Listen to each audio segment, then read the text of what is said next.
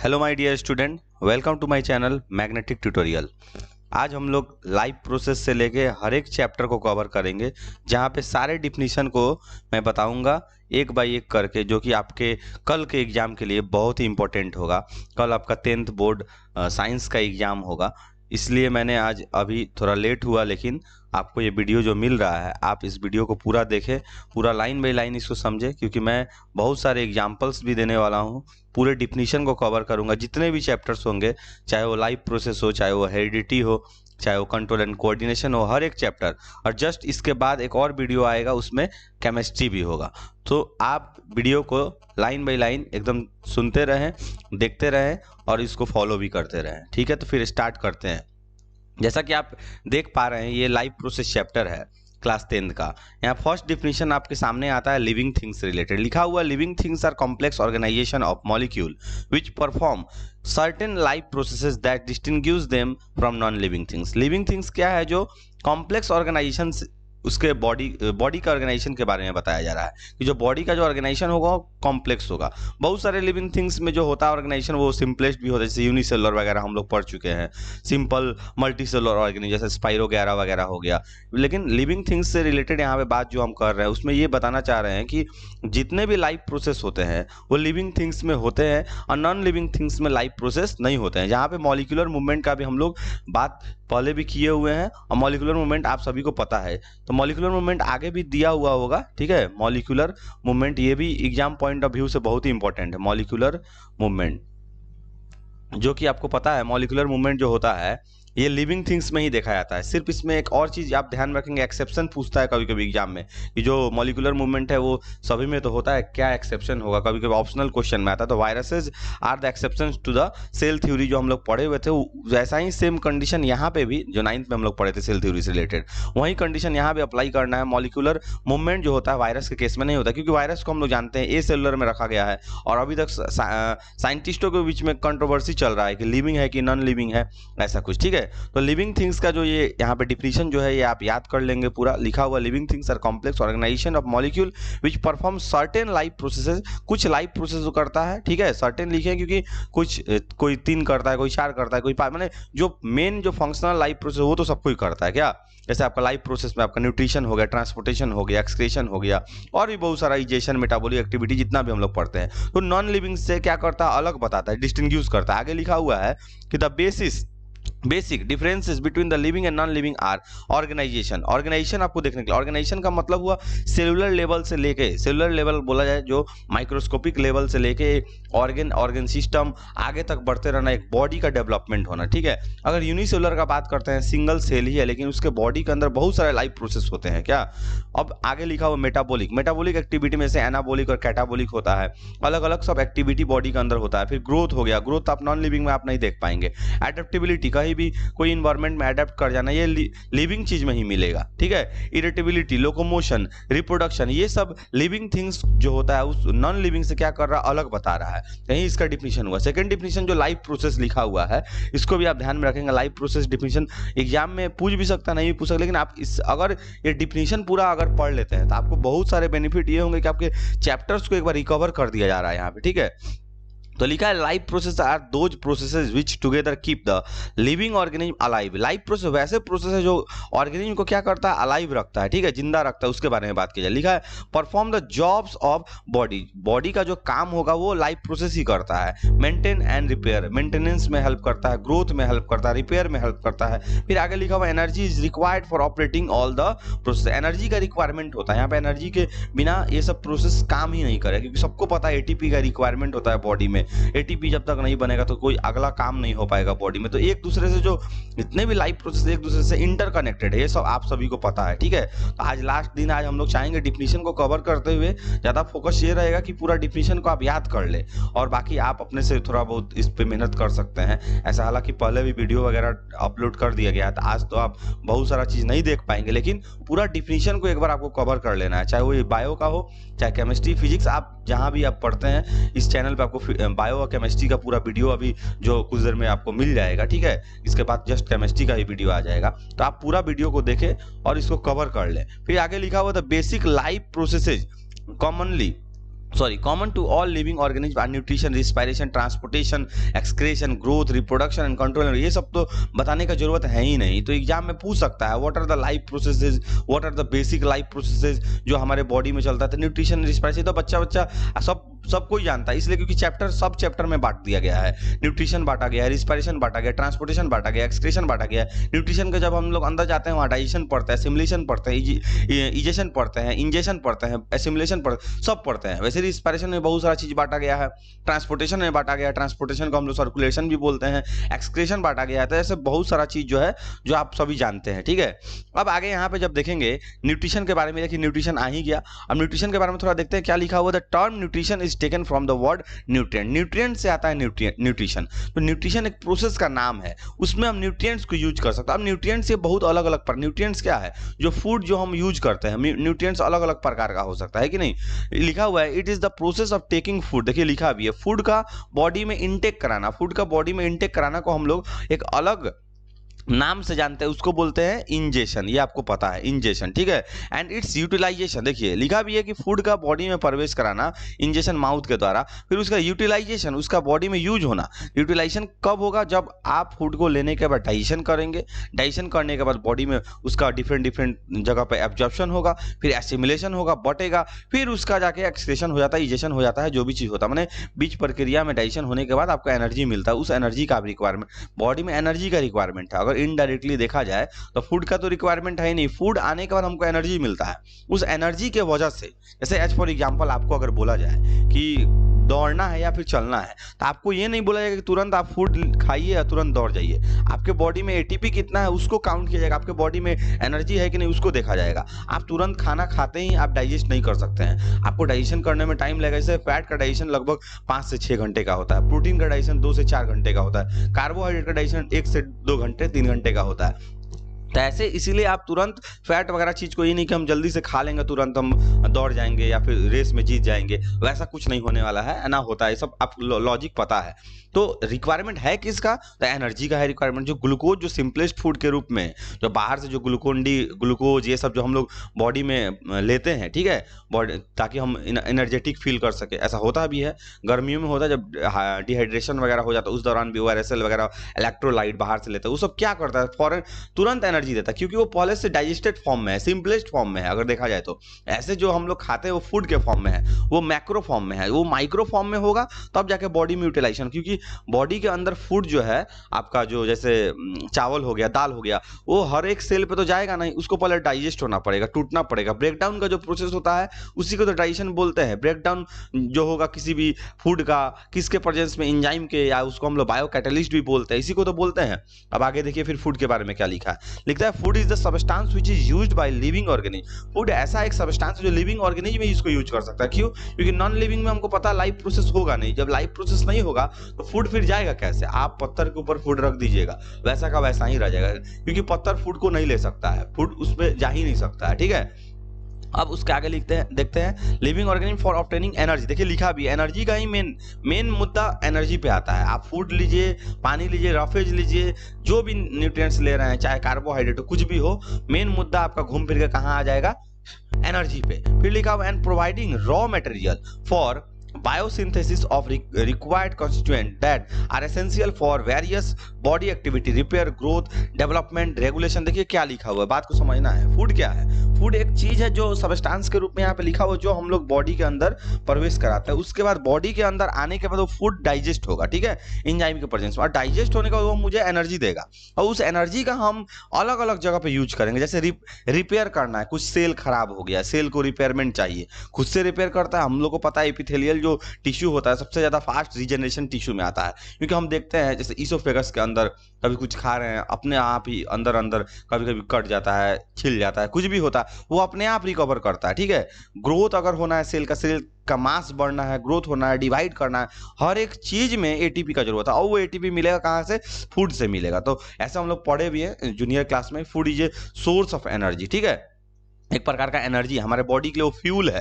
फिर डेवलपमेंट के लिए, बॉडी का डेवलपमेंट चाहिए उसके लिए, रेगुलेशन के लिए, बॉडी जो रेगुलेट करता है खुद को उसके लिए चाहिए, ठीक है। अब आगे देखते हैं ये जो फूड जो हम लोग बोलते आ रहे हैं, ये जो न्यूट्रिशन बोल रहे हैं, इस न्यूट्रिशन प्रोसेस में क्या यूज होता है, न्यूट्रिएंट्स, उस न्यूट्रिएंट्स के बारे में समझेंगे। आखिर वो न्यूट्रिएंट्स बताता क्या है खुद को। लिखा है द इनऑर्गेनिक और ऑर्गेनिक सब्सटेंस। देखिए इनऑर्गेनिक भी जोड़ा गया है, ऑर्गेनिक आप सभी को पता है ऑर्गेनिक और इनऑर्गेनिक के बारे में, कि इसलिए क्योंकि केमिस्ट्री में उसको बताया गया। इस जस्ट इसके बाद वाले वीडियो में उसका डिफिनेशन मैंने कर दिया है, ठीक है।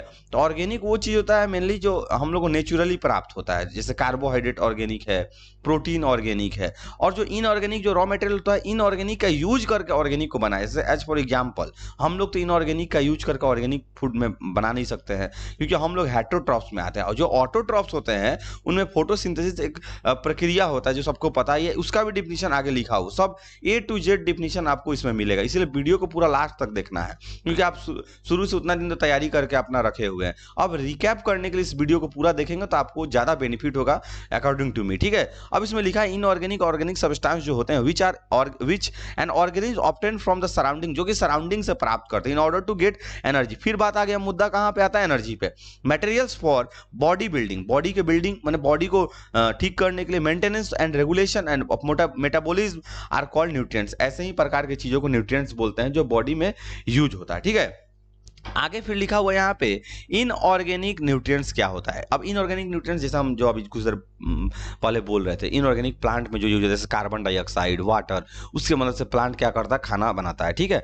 लेकिन इनऑर्गेनिक हम लोग उसका दूसरे भाषा में समझेंगे, इनऑर्गेनिक मिनरल्स के रूप में समझेंगे। मिनरल न्यूट्रिएंट्स भी इसको बोलते हैं, क्योंकि हम लोग बाहर से बहुत सारे चीज को, आयरन को बॉडी के अंदर, ठीक है, आयरन का रिक्वायरमेंट होता है। ब्लड में हमको पता है कि आरबीसी जो होता है उसमें आयरन का पिगमेंट जो पाया जाता है उसमें आयरन रहता है, ठीक है। ये सब चीज को ध्यान में रखना पड़ेगा। तो लिखा था substance needed by the organism specially plant, देखिए लिख दिया है प्लांट, यहाँ पे मैंने इसको मेंशन कर दिया है, are called inorganic nutrients. Example of inorganic nutrients are water, carbon dioxide, minerals like iron, zinc, ये सब बॉडी में रिक्वायरमेंट हम लोग के बॉडी में भी और प्लांट में।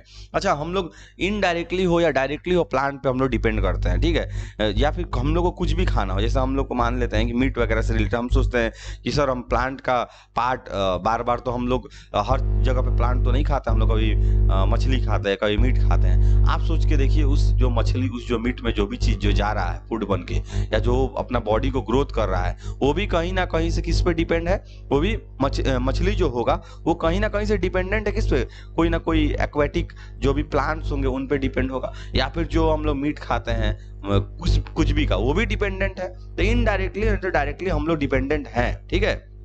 अब देखिए आगे क्या लिखा हुआ है कि plant get this nutrients from soil और द एटमॉस्फेयर। जो प्लांट जो होगा ये न्यूट्रिएंट्स को सॉइल से नहीं तो फिर एटमॉस्फेयर से। अब आपको हम थोड़ा सा एक चीज बताते हैं, आपको पता होगा क्लास 9th में जब आप पढ़ते होंगे, ठीक है, वहाँ पे इंप्रूवमेंट इन फूड रिसोर्सेज एक चैप्टर है, वहाँ माइक्रो न्यूट्रिएंट्स और मैक्रो न्यूट्रिएंट्स के बारे में अच्छा से एकदम समझा दिया गया है। इसलिए हम उस चीज को मेंशन नहीं किया क्योंकि उसके बारे में यहाँ पढ़ना नहीं था, लेकिन आप इसको याद रखें ताकि आपको आगे फायदा हो। तो माइक्रो न्यूट्रिएंट्स वो होता है जिसका रिक्वायरमेंट बॉडी में, प्लांट के बॉडी में कम होता है। मैक्रो वो होता है जिसका रिक्वायरमेंट बहुत ज्यादा होता है, ठीक है। तो वहाँ पे बहुत सारा चीज था, मैग्नीशियम था, सल्फर था, कैल्शियम था, आपका और भी जितने मिनरल्स होते हैं, टोटल 16 प्रकार के उसमें मिनरल पाए जाते हैं, जो कि उसमें लिखा हुआ है। फिर से हाइड्रोजन है, ऑक्सीजन है, ये सब भी है। तो कुछ एयर से प्राप्त होता है, कुछ सॉइल से प्राप्त होता है, मैक्सिमम सॉइल से मिलता है।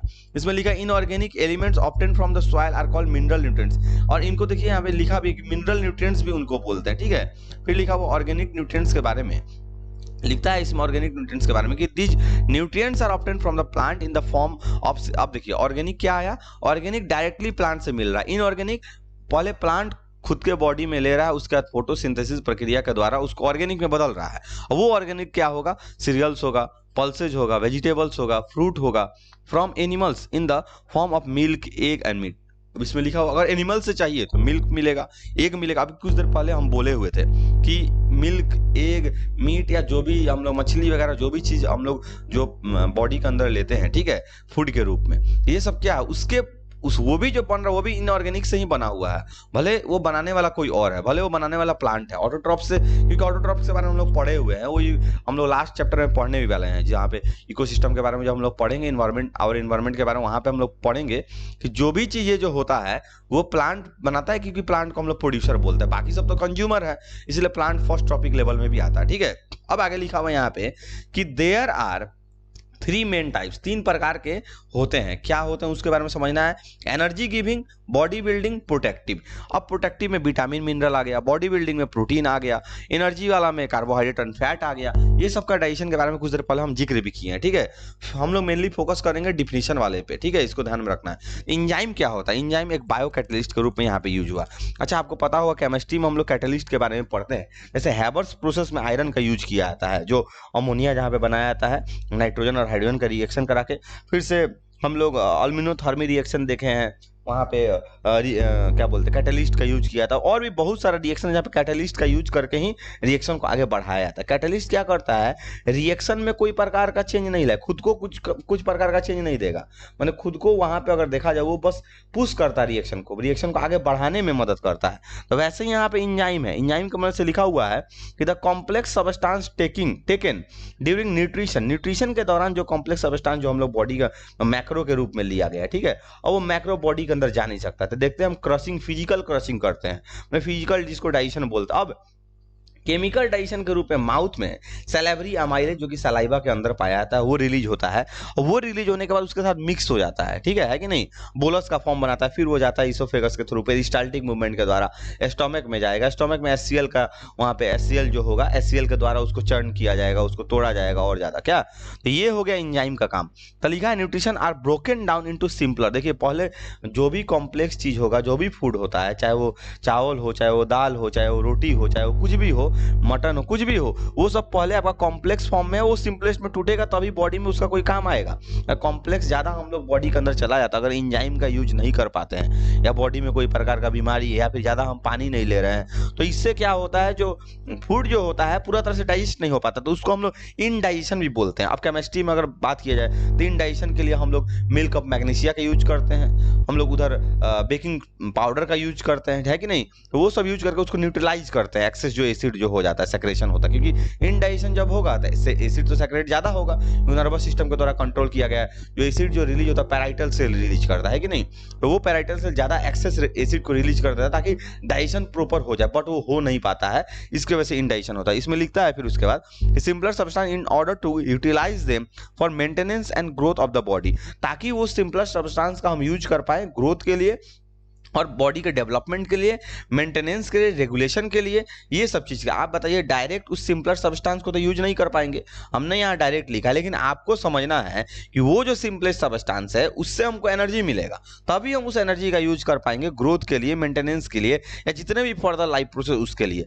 हम यहाँ पे बस बताना चाहते हैं इंजाइम के बारे में कि what is the role of enzyme and what is the enzyme. Enzyme है क्या? तो बायो कैटलिस्ट है इंजाइम। देखिए आगे लिखा है कि this conversion of complex substance into simplest is achieve through the bio catalyst. देखिए लिख भी दिया गया है यहाँ पे, ठीक है, कि इंजाइम उसी को बोलते हैं बायो कैटलिस्ट, क्योंकि बायोलॉजी में यूज हो रहा है। कैटलिस्ट आपको पता है कि जो रिएक्शन को आगे बढ़ाता है, रिएक्शन को आगे बढ़ाने में हेल्प करता है, खुद इफेक्ट नहीं होगा। एग्जाम में पूछा जा सकता है ये क्वेश्चन, ये इंजाइम या फिर कैटलिस्ट जो होता है वो खुद इफेक्ट करता है कि नहीं, तो खुद को वो इफेक्ट नहीं करता, वो जितना है उतना रहेगा, वो चीज को आगे बढ़ाने में मदद करता है। ठीक है, केमिस्ट्री वाले के हिसाब से समझे तो ज्यादा बेटर वहां पे रहेगा। मोड ऑफ न्यूट्रिशन में ये बताने का चीज है नहीं, ये आपको पता है, ऑटोट्रॉपिक और हेटरोट्रॉपिक मोड ऑफ न्यूट्रिशन होता है। तो इसमें लिखा है different organism live in different types of environment, अलग अलग इन्वायरमेंट में सब रहता है। अच्छा, सबका स्ट्रेटजी अलग होता है। ये मोड जो न्यूट्रिशन का है ये स्ट्रेटजी पे डिपेंड करता है। अच्छा, आप बताइए, बाघ जैसे होता है तो हिरन का पीछा करके हिरन को खाता है, ठीक है। बहुत सारे छोटे छोटे जानवर है खुद से ट्रैवल करके जाके खाते हैं।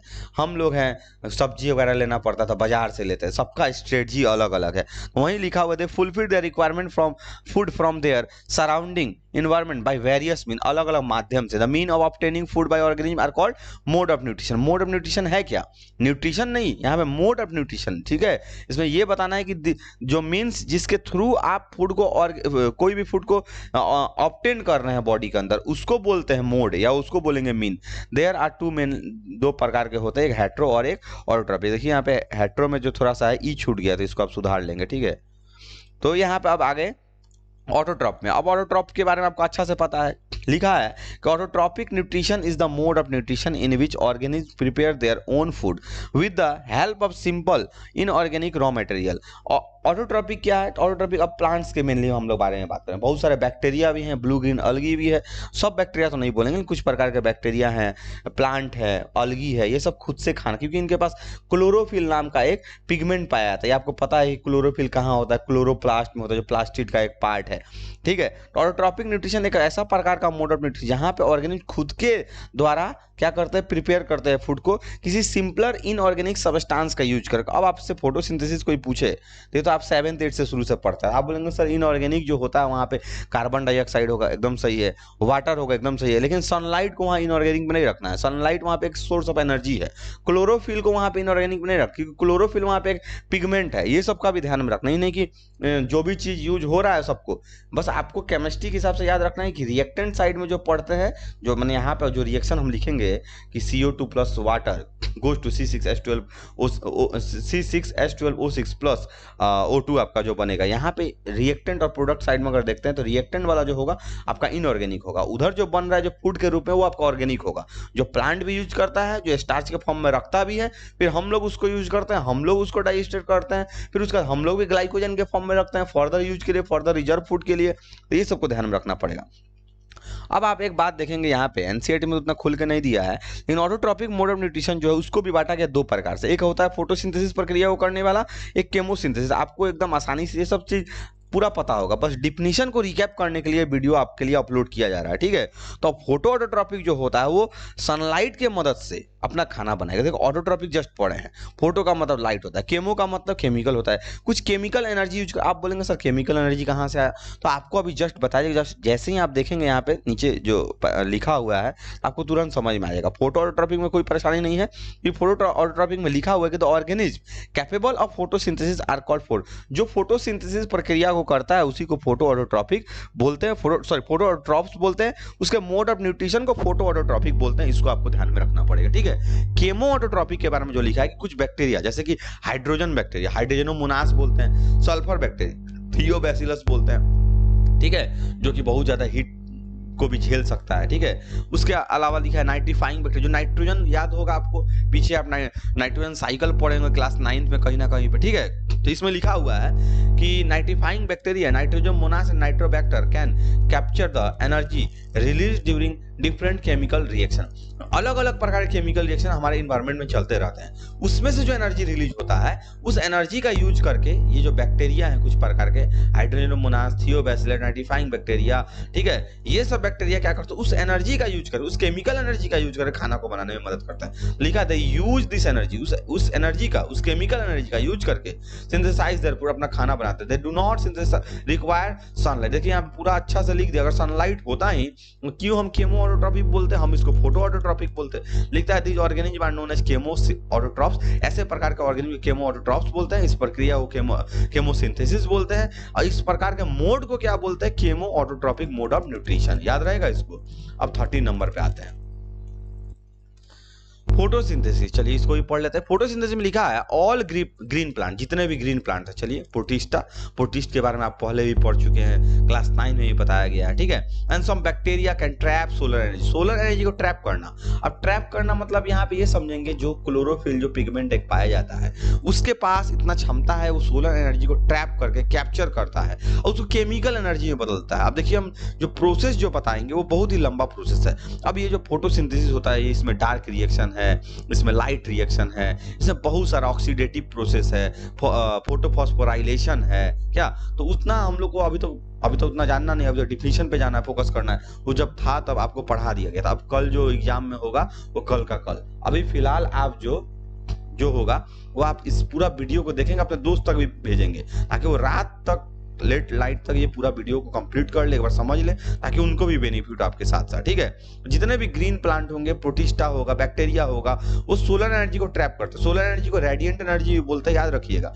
Use it for synthesising their food from simple raw material. जैसे देखिए सिंपल रॉ मटेरियल आप बोलेंगे सर पीछे इनऑर्गेनिक लिखा था, तो चलिए सिंपल इनऑर्गेनिक रॉ मटेरियल लिखेंगे, ज्यादा बेटर होगा। एग्जाम में अगर आपको मार्क्स ऑब्टेन करना है तो कुछ चीज को आपको मेंटेन करके चलना पड़ेगा, कुछ चीज को आपको ऐसे दर्शाना पड़ेगा, लिखना पड़ेगा। आप वहां पे भागेंगे नहीं, आप वहां पे ये नहीं सोचेंगे कि हम शॉर्ट में चलते हैं, शॉर्ट में जाइएगा तो फिर आपको परेशानी होगा। आपको चीज को एक्सप्लेन करना पड़ेगा ताकि जो टीचर चेक करने वाला हो वो माने उसको देखते ही समझ में आ जाएगा हाँ ये बच्चा लिखा है, पढ़ने वाला है। आप छुप छुप के चलेंगे, छुप छुप के लिखेंगे तो वो गड़बड़। छुप छुप के करने का मतलब यहाँ पे कि आप कुछ चीज को हाइड कर देंगे, कुछ चीज को स्किप कर देंगे, आगे बढ़ना चाहेंगे कि लेट हो रहा है, वैसा नहीं करना। जिसको लिखना सटीक लिखेंगे। लिखा हुआ this process is called photosynthesis. यहाँ पे प्रोसेस पूरा लिखा हुआ है, आप इसको देख लेंगे। सोलर एनर्जी का यूज कर लेंगे, सोलर एनर्जी क्लोरोफिल वगैरह लिख सकते हैं, ठीक है। अब उसके बाद देखेंगे हेटरोट्रॉपिक में, जो कि 14 नंबर है। हेटरोट्रॉपिक मोड ऑफ न्यूट्रिशन जो होता है, इसमें क्या होता है कि ऑर्गेनिज्म जो होता है खुद से खाना नहीं बना पाए, ये डिपेंड रहता है किसी और पे, है कि नहीं। इसीलिए हेटरोट्रॉप्स को कंज्यूमर बोलते हैं, जो डिपेंड रहेगा इनडायरेक्टली डायरेक्टली हो प्लांट पे डिपेंड रहेगा, क्योंकि प्लांट ही एक जो है जो हम खाना बना के हम लोग को देता है कि नहीं। फिर लिखा हो फ्रॉम अदर डेड और लिविंग ऑर्गेन। अब देखिए, अब यहाँ पे थोड़ा थोड़ा समझना पड़ेगा। हेटरोट्रॉप्स में भी पार्ट बांटा गया है। हम जो हेटरोट्रॉप्स के बारे में जो बोल रहे हैं वो होलोजोइक न्यूट्रिशन को अपनाने, जैसे हम लोग अगर आते हैं हेटरोट्रॉप को कैटेगराइज किया जाए तो होलोजोइक में आता है। कुछ पैरासाइटिक है, डिपेंडेंट है, एक्टो और इंडो। ये जो अदर जो डेड लिखा हुआ है ये एक्स्ट्रा पॉइंट हमने लिखा है, ठीक है, इसको समझना है आपको। ये नहीं कि पूरा का हेटरोट्रॉपिक डेड और डिकेइंग पर निर्भर करेगा। हम यहाँ बताना चाहते हैं कि हेटरोट्रॉपिक मोड ऑफ न्यूट्रिशन ऐसा न्यूट्रिशन है जो फूड को ऑब्टेन करता है। अब फूड को ऑब्टेन करता है, उसके अलावा थोड़ा सा यहाँ पे मिस्टेक हुआ है, ये नीचे का डिफिनेशन मैंने गलती से यहाँ पे लिख दिया, ठीक है, कि जो डेड और लिविंग ऑर्गेनिज्म से ऑब्टेन, देखिए यहाँ पे लिखा तो है लिविंग ऑर्गेनिज्म से भी ऑब्टेन कर सकता है और डेड से भी। पहले लिविंग लिखना चाहिए, ज्यादा बेटर रहता, ठीक है। तो डेड वाला जो होगा सेप्रोट्रॉपिक होगा, आपको पता है कि नहीं। अब नीचे कुछ टॉपिक और भी दिया है कि हेटरोट्रॉपिक जो मोड ऑफ न्यूट्रिशन जो अपनाता है इसको हेटरोट्रॉप्स बोलते हैं, जैसे कि animals, non green plant like fungi वगैरह जो हो गया, बैक्टीरिया वगैरह, बहुत सारे इसमें आते हैं। अब हेटरोट्रॉपिक में आप समझेंगे हेटरोट्रॉपिक न्यूट्रिशन में 3 प्रकार का, सेप्रोट्रॉपिक, पैरासाइटिक और होलोजोइक, इसको ध्यान में आपको रखना पड़ेगा। सेप्रोट्रॉपिक न्यूट्रिशन में जो लिखा हुआ है, it is a type of nutrition in which organism derive their food from dead and decaying organic matter of plants and animal। Plant और एनिमल से जो भी डेड और डिकेइंग मतलब सड़ने गलने के बाद वो जो भी मटेरियल जो प्राप्त करते हैं, मतलब सड़ा गला के बोले, जो हमारे इन्वायरमेंट में एक प्रकार से जो सेप्रोट्रॉपिक इन्वायरमेंट के लिए बहुत फायदेमंद है। क्यों फायदेमंद है? क्योंकि हमारे इन्वायरमेंट से एक प्रकार पॉल्यूशन को खत्म करते हैं वो लोग। अच्छा, उसमें जो डाइजेशन होता है वो एक्सटर्नल होता है। क्यों? क्योंकि वो इंजाइम को बाहर, जो भी उनके बॉडी का जो इंजाइम होगा, हाइड्रोलाइटिक इंजाइम जो होता है जिसको डाइजेशन में जो हेल्प करता है, उस इंजाइम को बाहर क्या करते हैं, मैंने उस जो भी क्या बोलते हैं उसको, जो भी ऑर्गेनिक मटेरियल होगा जहाँ से फूड डिराइव करना चाह रहे हैं, प्लांट हो, एनिमल एक्सक्रेटा हो, एनिमल मर गया हो, प्लांट मर गया हो, उसके ऊपर उस अपने इंजाइम को डाल देते हैं। उसके बाद क्या करते हैं, उस इंजाइम के द्वारा उसमें बहुत सारा प्रक्रिया होता है, कैटलिस्ट के रूप में वो काम करता है, उसको तोड़ता है, तब जाके वो अच्छा, अब कोई पूछेगा सर ऐसा क्यों करते हैं? ऐसा तो हम लोग भी कर सकते हैं कि रोटी रख देते हैं, उसके ऊपर सलाइवा गिरा देते हैं, सलाइवा उसको तोड़ देगा, फिर रोटी को खाएंगे। तो थोड़ा सा चीप टाइप का, अलग टाइप का ये लग रहा है, थोड़ा अलग टाइप का फील भी आ रहा होगा कि सर क्या बोल रहे हैं। ऐसा हम लोग में नहीं हो सकता है। उनका जो इंजाइम होता है बहुत ही पावरफुल होता है, तो वो अपनी अच्छा, और उनके में क्या है, हम लोग मल्टी सेलुलर में आते हैं मेनली, ठीक है। जो सेप्रोट्रॉपिक जो होते हैं वो मेनली बैक्टीरिया वगैरह, यही सब प्रोटिस्टा वगैरह होता है। अच्छा, आप बताइए मशरूम होगा, ईस्ट होगा, ब्रेड माल्ट होगा, ये सब तो बहुत बड़ा बड़ा, इनके पास ना माउथ है, ना नोज है, ना कुछ है। बॉडी के सेल के द्वारा ऑब्जर्व करेंगे, ठीक है। तो बॉडी के सेल के द्वारा जैसे भी ऑब्जर्व करेंगे तो सिंपलेस्ट फॉर्म में चाहिए। बॉडी में ऐसा नहीं कि रोटी को ले लेंगे उसके बाद बॉडी के अंदर तोड़ेंगे, मेरे पास उतना है, इसीलिए बॉडी में लेने के बाद हम लोग क्या कर रहे हैं, उसको तोड़ पा रहे हैं, ठीक है। अब सेप्रोट्रॉपिक में आप समझना है कि फंजाई का एग्जांपल है, मशरूम है, मॉल्ट है, ईस्ट है, बैक्टीरिया है। सेप्रोजोइक एक अलग प्रकार का न्यूट्रिशन है। सेप्रोजोइक में आपको समझना है कि एनिमल से रिलेटेड, कि ऐसे कुछ प्रकार के एनिमल जैसे स्पाइडर, हाउस फ्लाई, देखिए ये एनसीईआरटी का टॉपिक नहीं है लेकिन आपको बताया जा रहा है कि हो सकता है आप सेप्रोट्रॉपिक की जगह सेप्रोजोइक लिख के आ जाए, सेप्रोजोइक की जगह सेप्रोट्रॉपिक लिख के आ जाए। तो सेप्रोजोइक में एनिमल से रिलेटेड सेम चीज है, बस animal. Do not take solid food, solid food नहीं, बाहर ही तोड़ता है, स्पाइडर हो, हाउस फ्लाई हो, बाहर ही तोड़ने के बाद, याद रहेगा। फिर लिखा है they digest their dead and decaying prey जिसको शिकार करने वाला जो होता है, outside their body by secreting digestive, देखिए अपने एंजाइम को बाहर ही सेक्रेट करता है, on their bodies, then they suck this digestive food, और उसका टूटने के बाद उस फूड को वो बॉडी के अंदर प्रवेश कराता है। ऐसे प्रकार के न्यूट्रिशन को क्या बोलते हैं? सैप्रोजोइक न्यूट्रिशन। याद रखना है आपको, सैप्रोट्रॉफ फंक्शन करता किसके? स्कैवेंजर ऑफ नेचर, नेचर का स्कैवेंजर है। देखिए आपको याद होगा चील गीद वगैरह के बारे में आपको बचपन से पढ़ाया जाता है, वो भी हमारे इन्वायरमेंट में बहुत सारे चीज को साफ सफाई करते रहता है कि नहीं? तो वैसे ही प्रकार से ये भी, इनको सैप्रोट्रॉफ्स जो होते हैं एक प्रकार का क्या है? स्कैवेंजर है। अब इसमें लिखता है कि because they remove waste and dead materials and clean our environment, ताकि ये हमारे इन्वायरमेंट से क्या कर सके, जो भी डेड और गंदगी वाला जो मटेरियल हो उसको क्लीन कर सके, ताकि हमारे इन्वायरमेंट कोई प्रकार का पोल्यूशन नहीं हो। ये पोल्यूशन होगा, आपको पता है अनहाइजेनिक इन्वायरमेंट होगा, उससे बीमारियां फैलेगी, है कि नहीं? तो एक प्रकार से बहुत फायदेमंद है हमारे इन्वायरमेंट के लिए और साथ साथ हमारे लिए भी। तो सैप्रोट्रॉप्स को स्कैवेंजर बोला गया। अब बहुत सारा चीज आपको सीखने के लिए मिलता है, जब आप कुछ पढ़ना चाहते हैं, पढ़ते हैं तो बहुत सारा चीज मिलता है। इसलिए मिलता है कि देखिए स्कैवेंजर से एक बात हमको अब याद आया कि आपको याद होगा सेल चैप्टर जब 9th में पढ़ाया जाता है, वहां लाइजोजोम को स्कैवेंजर बोलता है, लाइजोजाइम नहीं। Lysozyme is present in saliva, lysozyme याद रखना वो प्रेजेंट होता है सलाइवा में। लाइजोजोम के बारे में बोला जो suicidal bag of the cell, आप बोलिएगा हाँ सर याद आ गया। तो स्कैवेंजर भी उसको बोला था क्योंकि जब सेल मर जाता है, जब सेल डेड कर जाता है या कोई दूसरा ऑर्गेनेल मरता है, वो अपने इंजाइम के द्वारा, डाइजेस्टिव इंजाइम, हाइड्रोलाइटिक इंजाइम भी उसके पास है, उस इंजाइम के लाइजोजाइटिक इंजाइम बोलते हैं, उसके इंजाइम के द्वारा सेक्रेट करने के बाद, सेक्रेशन करने के बाद उस इंजाइम को पूरा सड़ा गला के मतलब तोड़ ताड़ के बॉडी से बाहर निकाल देता है, मतलब ब्लड के माध्यम से बॉडी से बाहर चला जाता है। ठीक है, अब सुनिएगा पैरासाइटिक में क्या लिखा है। पैरासाइटिक एकदम आसान है, इसको हम समझाते हैं। पैरासाइटिक का मतलब होता है कि दूसरे पे डिपेंड रहना, ठीक है, चाहे वो एक्टो हो चाहे वो इंडो। एक्टो का मतलब बाहर से, इंडो का मतलब अंदर से। अच्छा, जिस पे डिपेंड रहता है उसको हम लोग होस्ट बोलते हैं, और जो डिपेंड मतलब जैसे कि कोई सामने वाला है उस पर हम डिपेंड है, उसको हम एक प्रकार से होस्ट बोल देंगे। ऐसे आप जूम मीटिंग जब चलता होगा ऑनलाइन क्लास, आप देखते होंगे होस्ट लिख के आता है। होस्ट का मतलब जिसके अंडर में हम हैं, वो हमको हटा सकता है, वो हमको रिमूव कर सकता है, ऐड कर सकता है, तो उस पर हम डिपेंडेंट है, वो होस्ट हुआ। ठीक है, हम पैरासाइट हुए। जैसे हमारे बॉडी में, किसी के बॉडी में पेट के अंदर भी होता है, स्टोमक में, इंटेस्टाइन में, अलग अलग जगह पे ई कोलाई पाया जाता है, इस्चेरिशिया कोलाई बोलते हैं। वो क्या है? पैरासाइट है। हमारा इंटेस्टाइन क्या है? उसके लिए होस्ट है, वो कुछ न्यूट्रिशन को प्राप्त कर रहा है। अच्छा, पैरासाइटिक के बारे में अगर बात करते हैं, पॉजिटिव निगेटिव सब होता है। कुछ में म्यूचुअल होता है, म्यूचुअल का मतलब होगा जो दोनों तरफ से बेनिफिट देगा भी, बेनिफिट लेगा भी। कुछ होता है सिर्फ बेनिफिट लेगा, कुछ होता है बेनिफिट सिर्फ देगा, अलग अलग प्रकार का होता है। तो पैरासाइटिक में लिखा है एक ऐसा प्रकार का न्यूट्रिशन जहां पे ऑर्गेनिज्म लिव ऑन और ऑन देखिए लिख दिया, और इनसाइड। ऑन का मतलब ऊपर, बाहर की तरफ का बात किया जा रहा है, और inside the body of the living organism. अच्छा, लिविंग चीज इसको ध्यान रखना, लिविंग में होगा।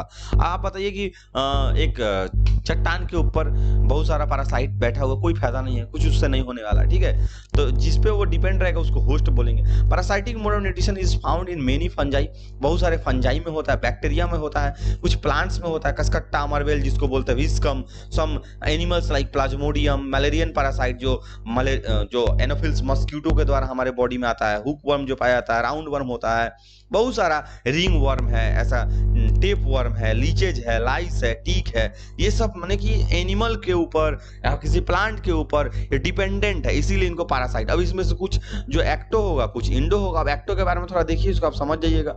एक्टो का मतलब हो गया कि टेम्पररी जो होगा, बाहर की तरफ से, एक्सटर्नल, नाम में ही अब छुपा है। एक्टो का मतलब एक्सटर्नल या फिर बाहर की तरफ से। ठीक है, एक्सटर्नल पैरासाइट जो कि बाहर से विजिट करेंगे, जो बाहर रहेंगे, अपना नॉरिशमेंट लेंगे। देखिए कितना अच्छा वर्ड यहाँ पे लिखा, नॉरिशमेंट का मतलब पूरा बॉडी का वो केयर। अब बॉडी का केयर जो होगा, मेनली जो सिंपलेस्ट जो ऑर्गेनिज्म होता है उनको खाना से मतलब रहता है। जैसे हम लोग जो डेवलप्ड में आते हैं, हम लोग बॉडी का मेंटेनेंस करने के लिए बहुत कुछ करते हैं, नहाते हैं, खाना खाते हैं, अलग ढंग से टहलते हैं। सिंपल ऑर्गेनिज्म ऐसा कुछ नहीं, ना ही वो कपड़ा पहनेंगे, ना ही वो बॉडी का कोई दूसरा प्रकार का ऐसा मेंटेनेंस करेंगे। उनका बस क्या मोटिव रहेगा, नॉरिशमेंट किसके थ्रू? खाना खा लेंगे, वही खाना जो डायरेक्ट बॉडी के सेल के थ्रू एब्जॉर्ब हो सकता है, डाइजेशन होने के बाद एब्जॉर्ब हो सकता है, वो कई कई दिन तक ऐसे रह सकते हैं, क्योंकि सिंपलेस्ट ऑर्गेनिज्म में आते हैं, इसीलिए आप इस चीज को समझ सकते हैं।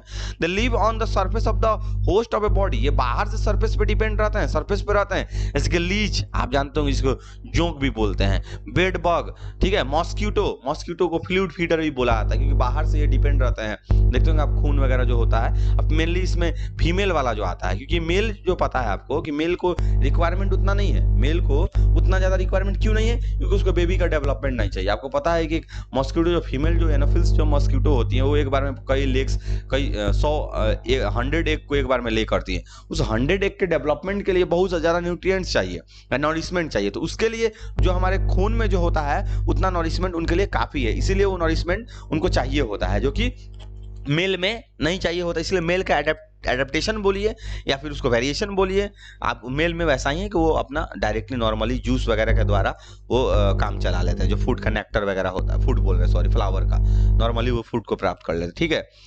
ह्यूमन लाउज के बारे में लिखा हुआ है, परमानेंट एक्सटर्नल पैरासाइट, बाहर का पैरासाइट है, एक्सटर्नल परमानेंट है, कसकट्टा ये भी परमानेंट में आएगा, कंप्लीट ये छूट गया sorry, external complete plant parasite बाहर से रहेगा, ठीक है, इसको ध्यान में थोड़ा रखिएगा। अच्छा, हॉस्टोरिया होता क्या है? हॉस्टोरिया एक सकिंग रूट्स को हम लोग मेनली बोलते हैं, जैसे अमरबेल में होगा जो दूसरे पे डिपेंड रहता है। Non green plants which obtain food and water from the host body, देखिए लिखा है थ्रू सकिंग रूट्स, उसी सकिंग रूट्स को हॉस्टोरिया बोलते हैं। इस चीज को रट लीजिएगा, हो सकता है एग्जाम में आ जाए। आप ऐसा नहीं समझेंगे कि सर एनसीईआरटी में नहीं दिया तो कहाँ से आ जाएगा, कुछ भी हो सकता है, आ सकता है, इसको ध्यान में रखना है, ठीक है आपको।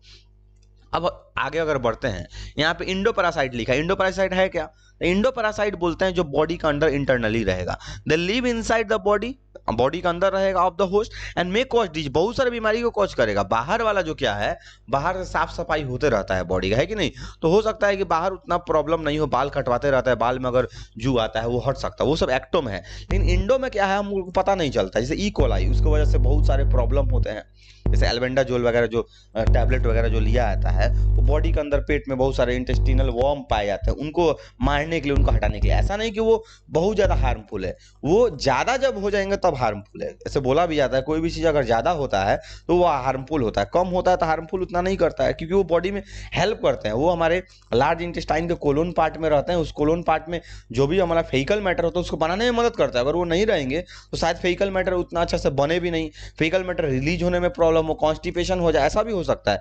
B12 भी बनाते हैं वो कोलोन पार्ट में रखते हैं, जो कि B12 हमारे क्या बोलते हैं लीवर के लिए बहुत जरूरी है, हमारे आरबीसी के लिए जरूरी है। तो ये सब चीज आपको भी आगे मिलता रहेगा, ये सब चीज का आप ध्यान रखेंगे, ठीक है। आप ये सोचेंगे कि पढ़ने से आपको बहुत सारा चीज का नॉलेज मिलना चाहिए, ये नहीं सोचेंगे कि पढ़ने से लिमिटेड नॉलेज मिले, जितना मिलेगा वो आपको आगे फायदा करेगा, ठीक है।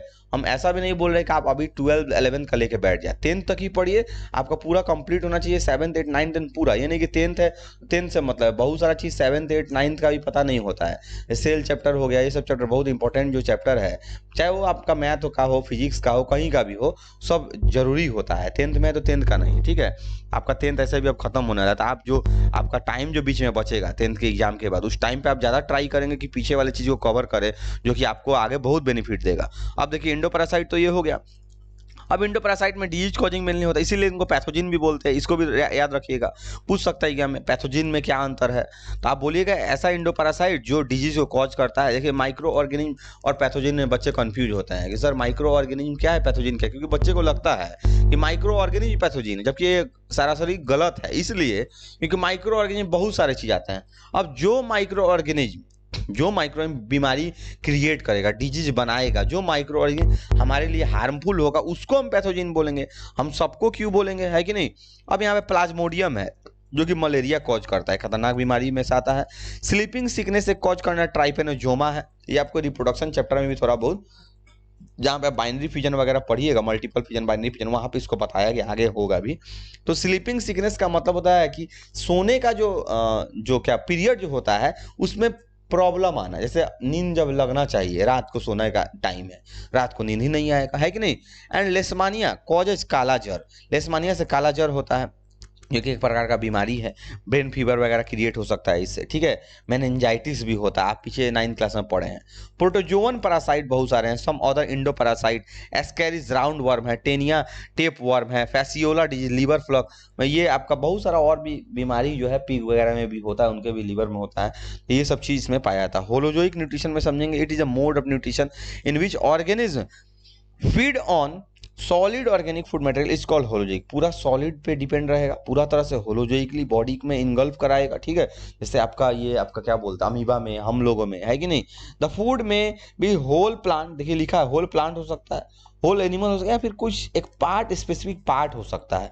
Solid food is taken through the mouth, mouth के द्वारा लिया जाएगा। इंजेस्टिव न्यूट्रिशन इसको बोलते हैं। इंजेक्शन का मतलब ही होता है बॉडी में फूड का प्रवेश कराना। देखिए अगला पॉइंट इंजेक्शन ही लिखा है, लिखा the first step holozoic nutrition is the injection. Injection का मतलब बॉडी में जनरली फूड का प्रवेश कराना। अगला पॉइंट लिखा डाइजेशन, डाइजेशन आपको बताना नहीं पड़ेगा। कॉम्प्लेक्स फूड का सिंपलेस्ट में टूटना, किसके प्रेजेंस में, एंजाइम के प्रेजेंस में, ये हो गया आपका प्रॉपर डाइजेशन। अब डाइजेशन इंट्रासेलुलर भी हो सकता है, एक्स्ट्रा, जस्ट कुछ देर पहले हम लोगों ने बात किया है। एक्स्ट्रा सेलुलर का मतलब सेल के बाहर, इंट्रासेलुलर का मतलब सेल के अंदर डाइजेशन, ठीक है, इसको समझना है। अब आगे लिखा है absorption, it is the process by which digested food small and soluble is absorbed from the digestive tract alimentary canal in is transported to all parts of the blood। अब देखिए बॉडी थ्रू ब्लड, सॉरी। अब आपको absorption समझना है, इसमें एक चीज लिखा हुआ एलिमेंट्री कनाल के थ्रू। आपको ये नहीं सोचना है कि एलिमेंट्री कनाल से डायरेक्ट फूड एब्जॉर्ब हो जाएगा। जब तक हमारे बॉडी में अगर देखा जाए, जब तक स्टोमक से intestine, final digestion small intestine में होता है, याद रहेगा। और फर्स्ट डाइजेशन स्टार्ट होता है माउथ में। बहुत बच्चे टिक लगाते हैं स्टोमक में, क्योंकि उनको पता नहीं है कि माउथ में भी डाइजेशन होता है। What is digestion, the complex food का टूट जाना सिंपलेस्ट में, है कि नहीं, या इंजाइम के प्रेजेंस में ये प्रक्रिया होता है। इसको माउथ में फिजिकल भी होता है, माउथ में केमिकल, दोनों डाइजेशन होता है कि नहीं। तो इसको ध्यान में रखना है। तो माउथ में स्टार्ट होगा, फाइनल स्मॉल। बहुत बच्चे लार्ज इंटेस्टाइन लगाते हैं फाइनल के, लार्ज इंटेस्टाइन में कोई प्रकार का डाइजेशन नहीं होता, वहाँ एब्जॉर्प्शन होता है वाटर का, आयन का एब्जॉर्प्शन होता है, वहाँ फेकल मैटर तैयार होता है, वहाँ अनडाइजेस्टेड फूड जाके स्टोर होता है। लेकिन ये वहाँ पे ये नहीं बोलना है कि सर फूड डाइजेस्ट जो फाइनल होगा वो लार्ज इंटेस्टाइन में होगा, एकदम सरासर गलत होगा। आपका स्मॉल इंटेस्टाइन होगा। अच्छा, स्मॉल इंटेस्टाइन के बाद वहां से एब्जॉर्प्शन होता है, विलाई है, माइक्रोविलाई है, लैक्टियल के द्वारा जुड़ा हुआ है। वो लैक्टियल ब्लड में जाएगा, ब्लड से बढ़ जाएगा अलग अलग पार्ट में, वहां से लिम्फ भी जुड़ा हुआ है। लिम्फेटिक सिस्टम जब हम लोग आगे पढ़ेंगे डिफिनीशन में, थोड़ा बहुत हम आपको उस वहां पे जिक्र कर देंगे, आपको समझ में आ जाएगा, ठीक है। तो ये हो गया, ब्लड का काम आपको पता चल ही रहा होगा। यहाँ पे जैसे लिखा है ब्लड लेके जाएगा, ब्लड सबको पता है कि ऑक्सीजन को लेके जाता है, CO2 को लेके जाता है, डाइजेस्टेड फूड को लेके जाता है, अनडाइजेस्टेड फूड को भी आगे बढ़ाने में मदद करता है। ये सब ब्लड का काम हो गया। अच्छा, एसिमुलेशन से पता चलता है कि एसिमुलेशन सिर्फ बटना होता है, एकदम सिंपल भाषा में। जो भी एब्जॉर्ब फूड होगा अब तो बटेगा ना, अब वो ब्लड बांटेगा, तो ब्लड बांटने में मदद करता है। क्या है, इसको भी पढ़िए। The process in which absorb food is taken in by body cells and is converted into the protoplasmic constituent. देखिए एनसीईआरटी का लाइन है, उठा के रखिएगा इसको। देखिए एनसीईआरटी में भी लिखा है प्रोटोप्लाज्मिक कॉन्स्टिट्यूएंट में बदल जाता है फॉर एनर्जी। आप बोलिएगा सर प्रोटोप्लाज्मिक कॉन्स्टिट्यूएंट क्या है। अच्छा ये बताइए, प्रोटोप्लाज्म के बारे में आप पहले पढ़ेंगे। Cytoplasm plus nucleus collectively called protoplasm. ध्यान से सुनिएगा, cytoplasm plus nucleus collectively called protoplasm, not protoplast. Protoplast कुछ और है, वो नहीं पढ़ना है, वो अभी नहीं बताएंगे, क्योंकि आपका कल एग्जाम वो 9th में पढ़ना था, ठीक है। आप उसको बाद में बोले देख सकते हैं। प्रोटोप्लाज्म समझना, प्रोटोप्लाज्म का मतलब साइटोप्लाज्म न्यूक्लियस, जो चीज सेल के साइटोप्लाज्म तक पहुंच सके उसको प्रोटोप्लाज्मिक कॉन्स्टिट्यूएंट बोलते हैं। अब वो क्या होगा, कार्बोहाइड्रेट जो सिंपलेस्ट फॉर्म में जो चला जाएगा, ग्लूकोज होगा, प्रोटीन का सिंपलेस्ट फॉर्म अमीनो एसिड होगा, फैट का simplest form glycerol, fatty acid, ये सब होगा। ये हो गया आपका प्रोटोप्लाज्मिक कॉन्स्टिट्यूएंट। ठीक है, फॉर एनर्जी, ग्रोथ, रिपेयर। अब वही बात लिखेगा, आखिर वो जाएगा क्यों, एनर्जी मिलेगा, एनर्जी से क्या होगा, ग्रोथ होगा, रिपेयर होगा, मेंटेनेंस होगा, रेगुलेशन होगा। बार बार बोलते बोलते हम भी थक गए, आप भी सुनते सुनते थक जाएंगे, इसलिए बार बार एक चीज को रिपीट नहीं करेंगे, ठीक है, क्योंकि बहुत सारा है, इसमें आगे पढ़ते चलना है। आपको हम बता दें, अगर एक मिनट आपको काउंट करके बता देते हैं कितना सारा इसमें लगभग डिफिनीशन किए हुए हैं, वो आपको बता देते हैं। मैंने कि टोटल आपका क्या बोलते हैं, आपका बायो का और केमिस्ट्री का टोटल आपका होगा, बायो में टोटल आपके लिए, एक मिनट,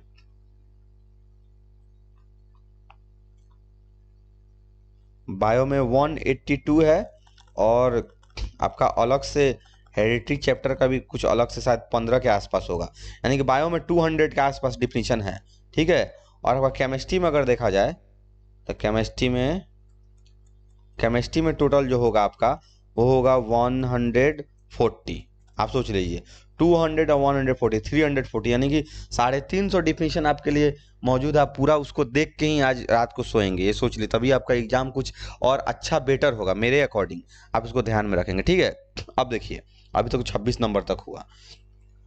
अब इसके बाद इजेशन, सॉरी 26 भी नहीं, 26 पढ़ेंगे। इजेशन में लिखा the process of removal of undigested food in the form of faecal matter is called egestion. Egestion क्या है, प्रोसेस, किस चीज का प्रोसेस, जहां पे अनडाइजेस्टेड जो फूड होता है उसको बाहर निकालना, फेकल मैटर मेनली सॉलिड फॉर्म में। जो वोमिटिंग होता है वो भी इजेशन है। आप बोलेंगे सर एक्सक्रेशन, एक्सक्रेशन एक प्रकार से बोल सकते हैं egestion is a part of excretion, है कि नहीं। एक्सक्रेशन में आप स्वेट का निकलना वो एक्सक्रेशन में आ सकता है, ठीक है। ये सब चीज को ध्यान में रखना है। फिर लिखा maximum number of non chordates. देखिए कॉर्डेट नॉन कॉर्डेट दोनों अलग अलग है।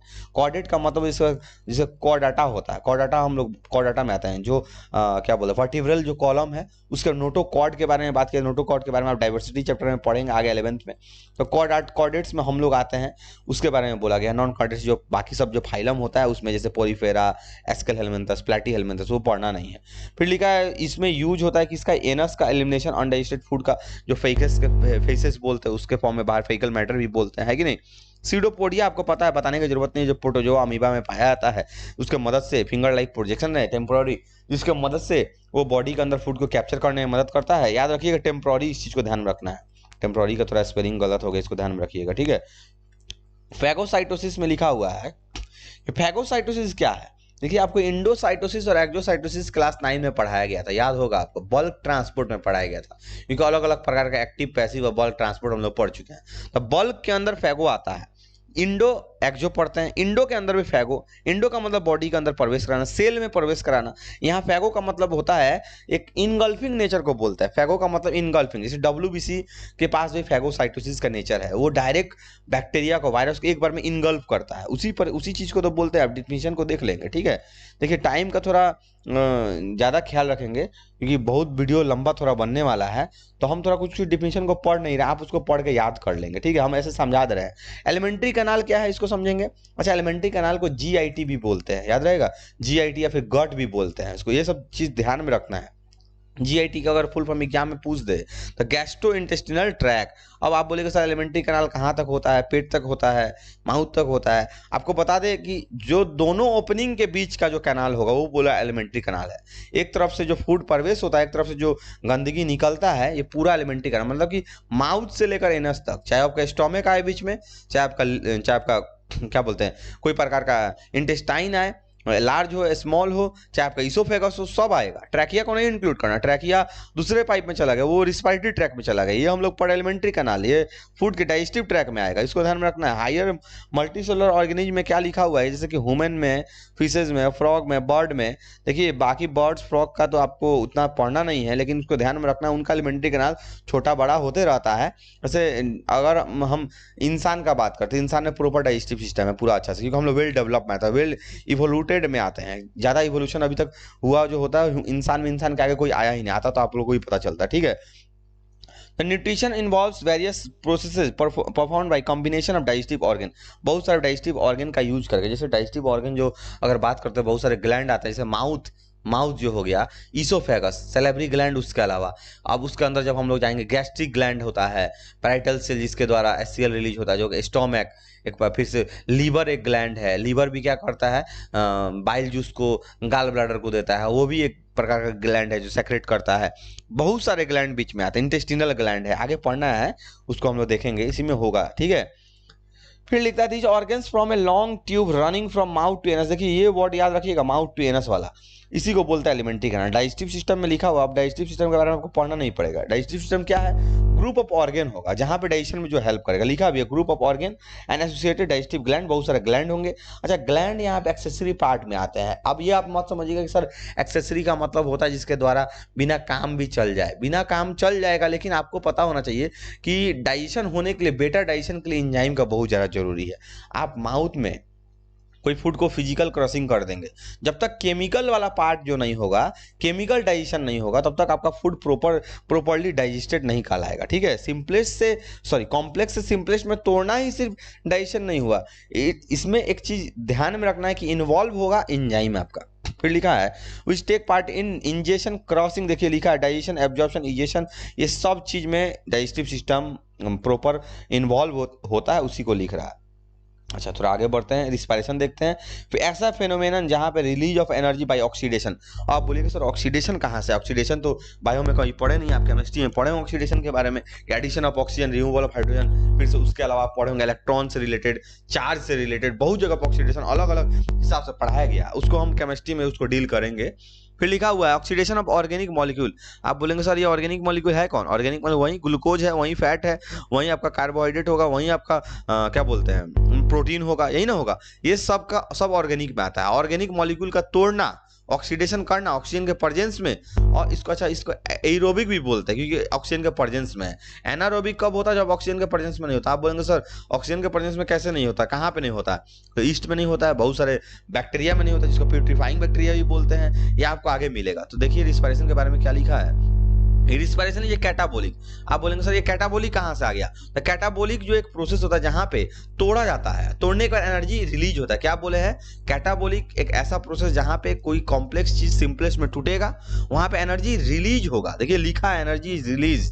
ठीक है, ये देखिए क्लास में नहीं ले रहा हूं इसलिए आपको ज्यादा ब्रीफली एक्सप्लेन नहीं कर रहा हूं, आपके कल एग्जाम के व्यू से मैं बता रहा हूं, इसको ध्यान में रखना है आपको। अच्छा, इसको एक्सोजेनिक भी बोलते हैं।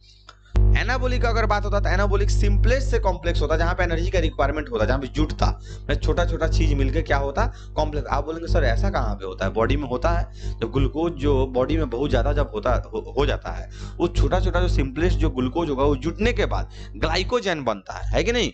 तो ग्लाइकोजन का बनना वो आपका ग्लूकोज से, छोटे छोटे पार्ट ऑफ ग्लूकोज से सिंपलेस से कॉम्प्लेक्स होना एनाबोलिक में आता है, वहां पे एनर्जी यूज होता है कि नहीं? तो during respiration the energy locked in the chemical bonds of the organic molecule food is release by oxidative breakdown of respiratory substances के द्वारा वो तोड़ दिया जाएगा, ऑक्सीजन का यूज होगा वहां पे। फिर लिखता है the most common respiratory substance is glucose. Mainly respiratory substance क्या है?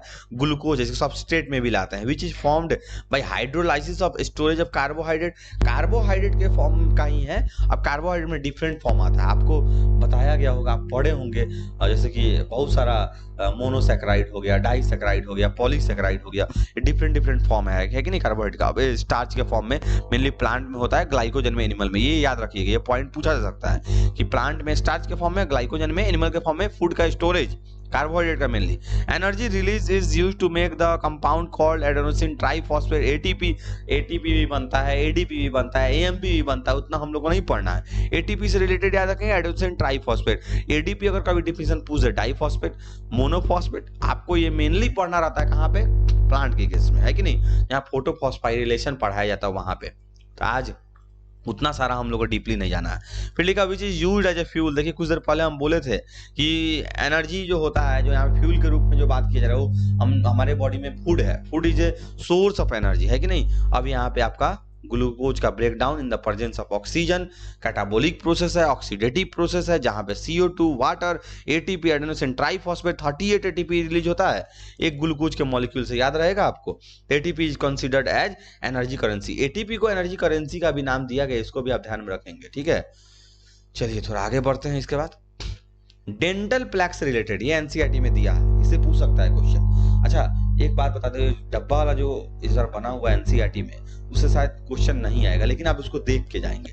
डेंटल प्लेक क्या होता है? जो येलोइश कलर का जो लेयर होता है, वो हमारे टीथ के इनामेल पार्ट के ऊपर लेयर बाय लेयर चढ़ जाता है। उसके बाद हम देख पाते हैं कि हम ब्रशिंग प्रॉपर करेंगे भी तो वो लेयर नहीं जाता, फिर आपको डेंटिस्ट से मिलना पड़ेगा। अच्छा, वो हालांकि वो लेयर वो है जो बैक्टीरियल सेल जो मर जाता है उसका डिपोजिशन है, फूड पार्टिकल जो स्टिक कर गया उसका डिपोजिशन है, जहाँ पे सलाइवा प्रॉपर नहीं पहुंच पा रहा है, उसके वजह से प्लैक बन जाता है। प्लैक बनेगा तो आपको बहुत सारी बीमारियों से झेलना पड़ेगा, इनामेल आपका कमजोर पड़ जाएगा, स्ट्रेंथ गायब हो जाएगा, उसके वजह से चमक चला जाएगा, उसके वजह से उसमें बैक्टीरिया आएंगे, उसको खाएंगे, उसको कोरोड करेंगे, फिर आपको प्रॉब्लम आएगा, है कि नहीं? तो अब यहाँ पे लिखा हुआ डेंटल प्लेक के बारे में, sticky yellowish colour layer of food particles bacterial cell which cover the teeth and not clean proper. अगर प्रॉपर्ली आप क्लीन नहीं करते तब होगा। सैलिवरी ग्लैंड क्या है? वैसा एक ग्लैंड जहां सलाइवा निकलता है, सलाइवा में सैलिवरी एमाइलेज होता है, लाइसोजाइम होता है, म्यूकस होता है, वाटर होता है, जो कि प्रॉपर्ली कॉन्स्टेंटली किस में हेल्प करता है? वो हेल्प करता है डाइजेशन करने में। किसके डाइजेशन में? वो हेल्प करता है आपके जो बॉडी के अंदर जो कार्बोहाइड्रेट जा रहा है उसको तोड़ने में, और कोई दूसरा में हेल्प। सैलिवरी एमाइलेज किसी और दूसरे को नहीं तोड़ता है, ना ही वो प्रोटीन को तोड़ता है, ना ही वो फैट को तोड़ता है। यानी कि अगर कोई आपसे पूछे भी, 11th क्लास में आता है बहुत सारे क्वेश्चन आगे सीनियर क्लास में आपको मिलेगा। और कोई पूछे भी कि माउथ में डाइजेशन होता है, हाँ होता है। डाइजेशन स्टार्ट कहाँ से होता है? माउथ से होता है। किसका डाइजेशन होता है? कार्बोहाइड्रेट का भाई होता है, क्योंकि प्रोटीन वगैरह ये सब तो बाद में होगा, है कि नहीं। ईसोफेगस में डाइजेशन होता ही नहीं है, ये भी पूछ सकता है। ये कौन से पार्ट में बताइए? Mouth, oesophagus, stomach, small intestine, इस चारों में से किस में डाइजेशन नहीं होता है? तो आप बोलेंगे ईसोफेगस में नहीं होता है। अगर एक पार्ट और बढ़ा दे, लार्ज इंटेस्टाइन भी है, 5 ऑप्शन वाला भी क्वेश्चन आ गया। मान लीजिए एक बात हम बोल रहे हैं, 5 ऑप्शन वाला आएगा नहीं, अगर हम क्लास में करा रहे हैं तो 5 ऑप्शन अगर कोई देता है तो लार्ज इंटेस्टाइन भी उसी में इन्वॉल्व होगा, क्योंकि लार्ज इंटेस्टाइन में भी डाइजेशन नहीं होता है, एब्जॉर्प्शन होता है किसका? तो आप बोलेंगे सर वाटर का, आयन का। चलिए, सैलिवरी अमाइलेज के बारे में यहाँ पे लिखा हुआ है, एंटीबैक्टीरियल एंजाइम किसको बोलता है? लाइयोजाइम को। बैक्टीरिया को मदद करता है तोड़ने में। आप बोलेंगे सर बैक्टीरिया को तोड़ देगा, मार देगा, खत्म कर देगा, फिर ये बैक्टीरिया माउथ में आ कैसे जाता है? ये बैक्टीरिया सर कैसे क्रोड करता है? तो बताते हैं आपको। लास्ट पार्ट में मेनली देखेंगे क्रोड होता है, लास्ट पार्ट में, है कि नहीं। लास्ट जो तीत होगा मोलर, प्रीमोलर, सामने इंसीजर कैनाइन में नहीं होता है। बहुत रेयर, बहुत बहुत बहुत रेयर देखे होंगे।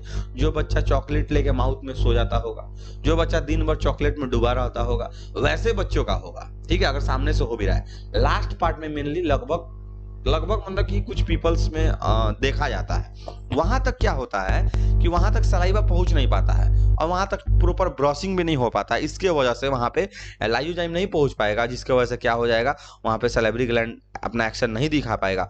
इसकी वजह से बहुत सारे प्रॉब्लम होंगे, क्रोजन में क्रोड होगा तीत। अच्छा, इंजाइम जो सैलिवरी अमाइलेज जो तब से हम बोल रहे हैं, उसी का नाम क्या है? टायलिन है। फिर लिखा आगे कि about 1 to 1.5 litre of saliva is secreted into mouth cavity every day, per day 1.5 litre तक। आज आप बोलेंगे सर सलाइवरी ग्लैंड इतना बड़ा ग्लैंड तो नहीं है। तो 3 प्रकार का ग्लैंड होता है, आपको बता दें, अलग अलग प्रकार का, ठीक है। उसको आगे आप सीनियर क्लास में भी उसका पढ़ सकते हैं, अभी उसका जरूरत नहीं है। फिर लिखा हुआ फेरिंग्स में कि buccal cavity opens into pharynx. जो बकल कैविटी होती है, ओरल कैविटी, बकल कैविटी सब अलग अलग, इसको ध्यान में, मेनली हम लोग ओरल बकल सब उसको मिला के समझते हैं, आपको 10 तक समझना भी है। फेरिंग्स जो एक कॉमन ओपनिंग होता है किसका किसका? रिस्पायरेटरी ट्रैक का और साथ साथ फूड वाले ट्रैक का, जिसको हम लोग ईसोफेगस बोलते हैं। बस इसी को याद रखना है। लिखा pharynx is also connected to the middle ear, middle ear से भी कनेक्टेड रहता है। इसीलिए ईयर में अगर कोई ड्रॉप वगैरह डालते तो अजीब हमारे गला तक पहुंच जाता था, हम समझ नहीं पाता कि गला में आ कैसे गया, तो वो फेरिंग्स से कनेक्टेड रहता है। अब इसको फिजिक्स में भी 9th क्लास के शायद फिजिक्स में साउंड चैप्टर में इसका डायग्राम बना हुआ पूरा कनेक्शन भी दिखाया गया है। चलिए 35 नंबर पे आता है, ईसोफेगस के बारे में दिया। It is a muscular tube like structure of at about 25 centimetre, 25 centimetre का होता है, extended from pharynx to stomach, क्योंकि फेरिंग्स से लेकर स्टोमक तक होता है। The walls of oesophagus secrete mucus which helps in lubrication of passing food. किसमें हेल्प करता है? लुब्रिकेशन में मदद करता है। लुब्रिकेशन का मतलब होता है उसको स्लिपरी बनाना है, ठीक है, उसको और जितना ज्यादा लुब्रिकेट करेंगे वो फूड इजीली पास करेगा। उसके लिए फेरिंग्स जो ईसोफेगस होता है उसके लिए पेरिस्टाल्टिक मूवमेंट होता है, उसके द्वारा म्यूकस भी रिलीज होता है। म्यूकस रिलीज होता है किससे? म्यूकस सेल होता है, ठीक है, जैसे पेप्टिक सेल होता है, म्यूकस सेल होता है, वैसे ही आपका क्या बोलते हैं उसको, ऑक्सीटोसिन सेल बोलते हैं, ऑक्सिंटिक सेल, जिससे एससीएल रिलीज होता है कि नहीं, पैराइटल सेल होता है।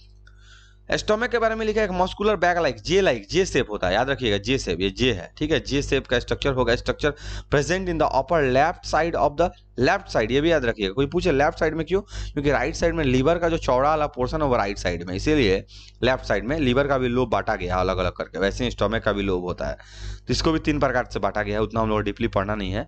एब्डोमिनल कैविटी में पाया जाता है बिलो द डायफ्राम, डायफ्राम के जस्ट नीचे। आप बोलिए सर डायफ्राम क्या है? ये दोनों को बांटता है, चेस्ट कैविटी और हमारे एब्डोमिनल कैविटी को बांटेगा। The stomach can extend significantly to store all the food from the meal. एक स्टोमक का एक और भी काम है, ये फूड को लाके बहुत देर रखता है, चर्निंग में मदद, इसलिए खाना खाने के बाद देखते हैं थोड़ा सा पेट हम लोग का उभरा हुआ नजर आता है, फिर धीरे धीरे डाइजेशन होने के बाद ठीक हो जाता है। इसके पास भी 3 रीजन होता है, कार्डियक है, फंडिक है, पाइलोरिक है।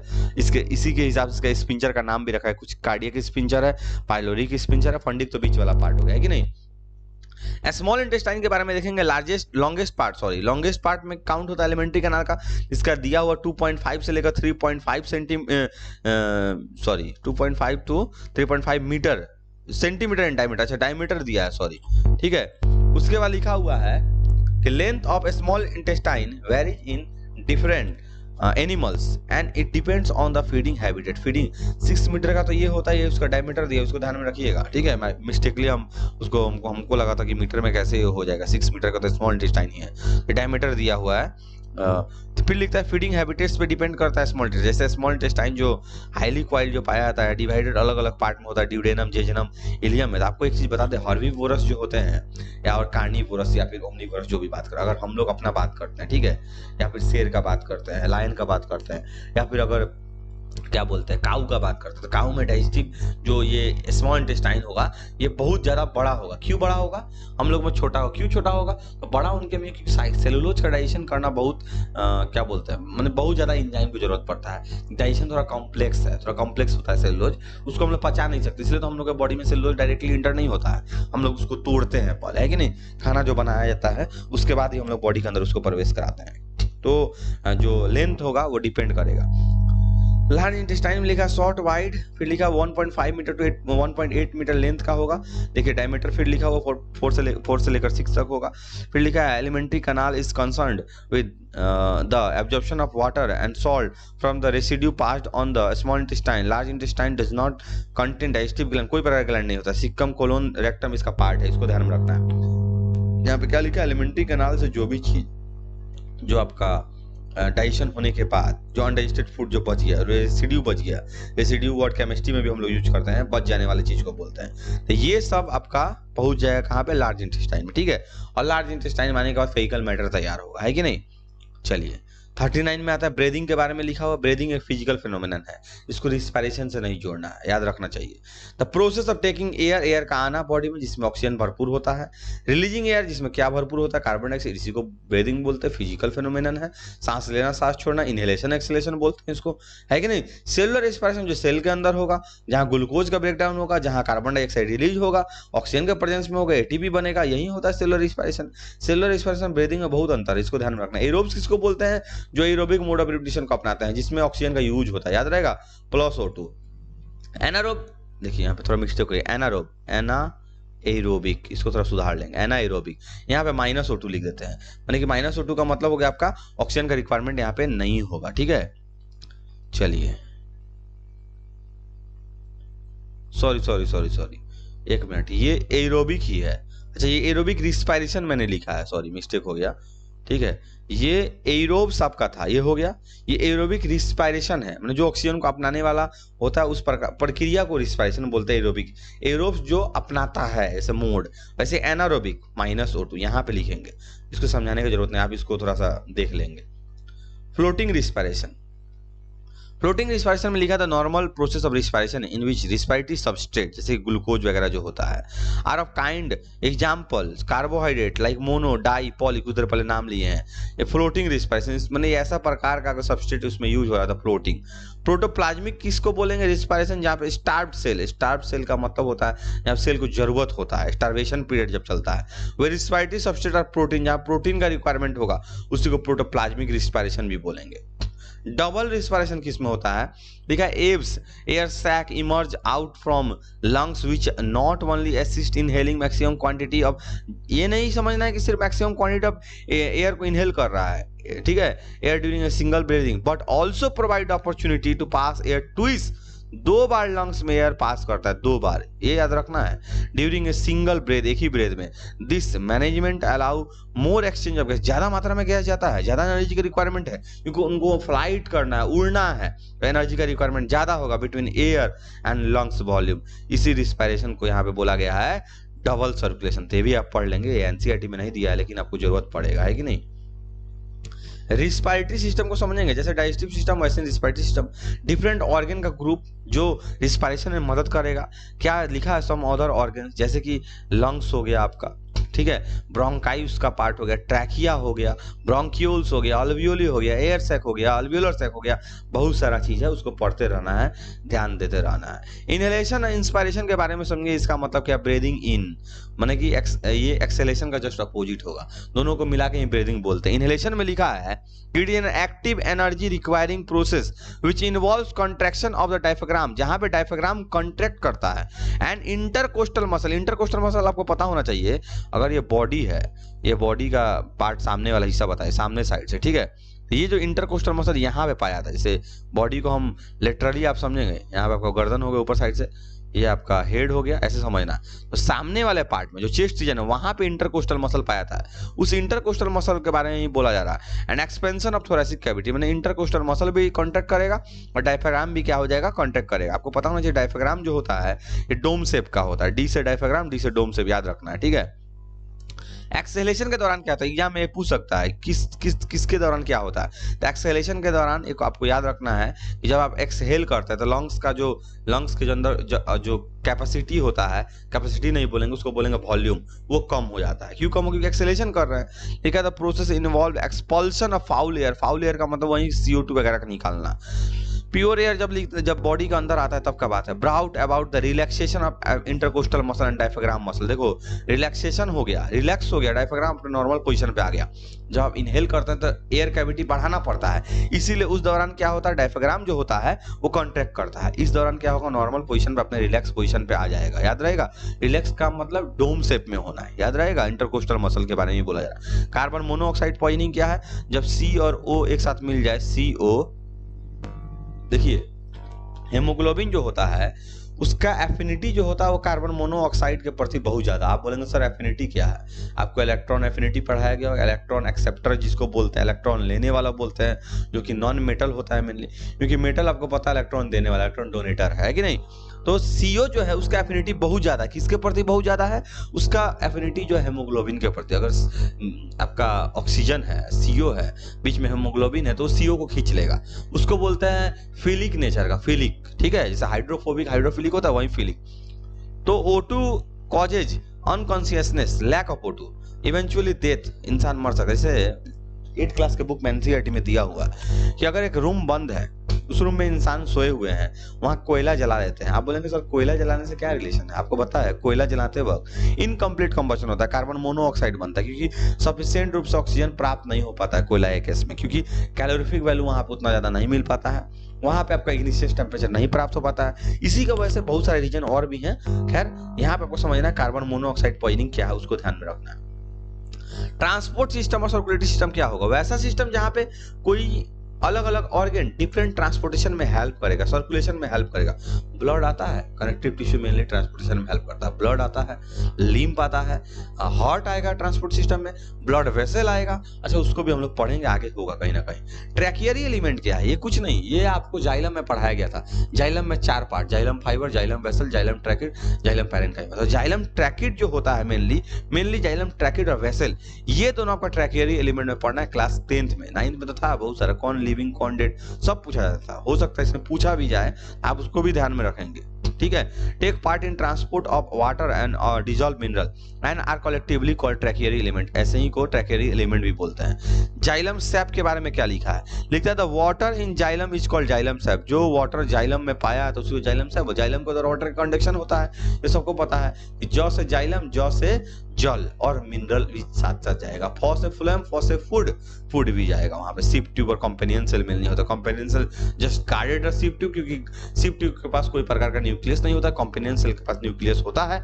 इसलिए वो गार्ड करता है। चलिए लेटरल ट्रांसपोर्ट में देखते हैं, movement of water molecules from root hair to root epidermis. पहले रूट हेयर, आप बोलेंगे सर रूट हेयर क्यों है, रूट तो है ही, रूट हेयर क्या करता है, सरफेस एरिया को बढ़ाता है, ज्यादा मात्रा में वाटर का एब्जॉर्प्शन हो पाए उसके वजह से। अच्छा आपको पता है एक चीज, वाटर का एब्जॉर्प्शन जो होता है वो आयन से स्टार्ट होता है, पैसिव ट्रांसपोर्ट के थ्रू आयन भी जाता है। पैसिव का मतलब होता है जहाँ पे, सॉरी एक्टिव, जहाँ पे एनर्जी का रिक्वायरमेंट होगा, आयन वहाँ पे एक्टिवली पंप किया जाता है। जब एक्टिवली बॉडी के अंदर आयन प्रवेश कर जाएगा तो बॉडी के अंदर कंसंट्रेशन ग्रेडियंट की वजह से फिर ऊपर जाएगा।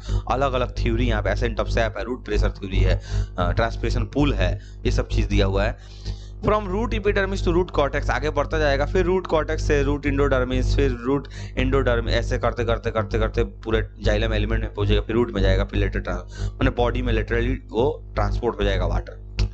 एसेंट ऑफ सैप के बारे में समझना है, यूनिडायरेक्शनल होगा क्योंकि जाइलम के द्वारा होगा, पानी का जो मूवमेंट यहाँ पे है। Movement of water and dissolve mineral against the gravitational force, gravitational force नीचे लगता है पृथ्वी की तरफ, ये ऊपर की तरफ लगा। From root to shoot system through xylem is called ascent of sap. Ascent of sap anti होगा ग्रेविटेशनल फोर्स के, ऊपर की तरफ होगा, अपवर्ड होगा, यूनिडायरेक्शनल होगा, डिजॉल्व मिनरल जाएगा, वाटर के साथ जाएगा, जाइलम के थ्रू जाएगा, इसी को एसेंट ऑफ सैप बोलते हैं, ठीक है। आगे देखिए, रूट प्रेशर, रूट में हाइड्रोस्टेटिक प्रेशर लगता है। आपको पता है एडहेसिव और कोहेसिव फोर्स के बारे में, कोहेशन टेंशन थ्योरी भी इसी से आता है, तो हम उसको उतना ज्यादा जिक्र नहीं किए हैं, आपको एनसीईआरटी में थोड़ा बहुत दिया है। कोहेसिव फोर्स और एडहेसिव फोर्स, एडहेसिव फोर्स जो होता है यहाँ पे वाटर हो गया, यहाँ पे आपका क्या बोलते हैं वाल भी है ट्रैकियरी एलिमेंट का, तो वाटर के बीच में भी एक फोर्स लगता है और एक वाटर और दीवार के बीच में ये एक कॉलम तैयार करता है। कॉलम का मतलब एक पाइप के जैसा लंबा, जैसे कॉलम तैयार हो जैसे ऊपर तक पहुंचेगा, ऊपर से ट्रांसपिरेशन खींच रहा है, ट्रांसपिरेशन जब होता है प्रेशर क्रिएट होता है, उसको बोलते हैं सक्शन फोर्स। वो सक्शन फोर्स के द्वारा ये खींचा जाता है, ऐसे ही खींचते खींचते खींचते एक कॉलम तैयार होता है, उसी के द्वारा हरदम ये होते रहता है। ट्रांसपिरेशन के द्वारा रूट प्रेशर लगता है। Root pressure that theory state that कि roots absorb water and exert hydrostatic pressure inside a root called root pressure. Transpiration loss of water in the form of water vapor from the living tissue of aerial part mainly leaves से होता है, सबको पता है। Stomata इसका जिम्मेदार है, stomata दिन के बाद ओपन रहता है, ट्रांसपिरेशन ज्यादा होगा, ठीक है। स्टोमाटा के बारे में आपको पहले ही बताया गया है। ट्रांसपिरेशन जो पुल होता है, पुल का मतलब खींचना ऊपर की तरफ, एक टेंशन फोर्स जिसको स्ट्रेस भी बोलते हैं शायद फिजिक्स के भाषा में, आपको पता होगा अच्छा से, या सक्शन फोर्स भी बोलते हैं, develop due to transpiration is called transpiration pull. Translocation food का ऑर्गेनिक सॉल्यूट का मूवमेंट होना, उसी को बोलेंगे जो फ्लोएम के द्वारा होगा, इसको ध्यान में रखिएगा, फ्लोएम के द्वारा होगा, ठीक है। वैस्कुलर सिस्टम में लिखा है system in which fluid is transported from one part of the body to other. ऐसा सिस्टम जहां पे एक पार्ट से दूसरे पार्ट में क्या होता है, फूड का ट्रांसपोर्टेशन होता है, उसी को वैस्कुलर बोलते हैं। आर्टरीज में लिखा है arteries are thick walled, arteries थोड़ा सा वाल जो होता है थिक होता है। And elastic blood vessel, blood vessel जो होगा वो इलास्टिक होगा, नहीं तभी तो उसमें आर्टरी में प्रेशर ज्यादा रहता है, अगर इलास्टिक नहीं होगा तो फिर तो दिक्कत होगा। अब प्रेशर ज्यादा इसलिए थिक वाल भी है, इसको भी ध्यान में रखना है। Carry blood away from the heart, देखिए लिखा हार्ट से आएगा, जो हार्ट से निकलता है उसी में एओर्टा बोलते हैं, फिर वो आर्टरी में तो बहुत ज्यादा प्रेशर के साथ निकलता है। Distribute through out the body, पूरे बॉडी में ब्लड को डिस्ट्रीब्यूट करता है। वेन जो है वो जाता है हार्ट की तरफ, तो ये पतला होगा तब भी चलेगा। Less elastic blood vessel, elasticity का उतना जरूरत नहीं कि प्रेशर नहीं रहता है। Which carry blood back to the heart, जो हार्ट में ब्लड। अच्छा ल्यूमेन के बारे में भी थोड़ा पढ़ लीजिएगा, ल्यूमेन किस में ज्यादा किस में कम होता है, आर्टरी और वेन के बारे में, क्योंकि एग्जाम में हो, देखिए एग्जाम में कहाँ से क्वेश्चन आए किसी को नहीं पता है कि नहीं। एनसीईआरटी तो बोला जाता है, बात सही है, लेकिन थोड़ा बहुत आगे पीछे भी क्वेश्चन कभी कभी जो होता है आगे पीछे थोड़ा बहुत हो जाता है, उसको उतना ध्यान नहीं मैंने रखिएगा तो भी चलेगा, नहीं भी रखिएगा तो भी चलेगा, लेकिन उसको पढ़ते रहना है, ठीक है। जैसे आपका जो वेन होता है उसका अगर ल्यूमेन का बात करते हैं, ल्यूमेन वहाँ पे बढ़ जाता है, जो आर्टरी होता है वहाँ पे ल्यूमेन थोड़ा छोटा होता है, क्योंकि जितना छोटा रहेगा उतना प्रेशर ज्यादा रहेगा, है कि नहीं, एरिया कम प्रेशर ज्यादा। चलिए आगे बढ़ते हैं कैपिलरीज के बारे में। फाइन ब्लड वेसल को बोलते हैं, ठीक है, माइक्रोस्कोपिक होता है, वन सेल थिकनेस इसका होता है, लिखा है vessel located within the tissue of the blood, they connected the artery and artery vein को कनेक्ट करने वाला यही तो है। फिर लिखा their walls are very thin facilitate an exchange of material between the blood and, इसका wall इतना छोटा होता है, इतना पतला होता है, इतना पोरस होता है कि डायरेक्टली ब्लड इसमें से बाहर आ सकता है। और जब एक्स्ट्रा सेलुलर ब्लड जब कैपिलरीज के द्वारा बाहर आता है उसी को तो लिम्फ बोलते हैं, है कि नहीं। लिखा है an artery divides many times टू इन the branch called artery. Artery जो होता है देखिए पहले आयोटा, आयोटा से आर्टरी, आर्टरी से आर्टेरियोल, आर्टेरियोल से कैपिलरीज, फिर कैपियोल जाएगा वेनियोल में, फिर वेनियोल से वेन, वेन से वेना केवा, वेना केवा जाएगा राइट साइड के हमारे ऑरिकल में, याद रहेगा, वहीं यहाँ पे लिखा है, इसको आप पढ़ लेंगे। आगे बढ़ते हैं। अच्छा इसका आपको पीडीएफ अगर चाहिए होगा तो आप मेरे नंबर पे मैसेज कर सकते हैं, वहां पे आपको मिल जाएगा, ठीक है।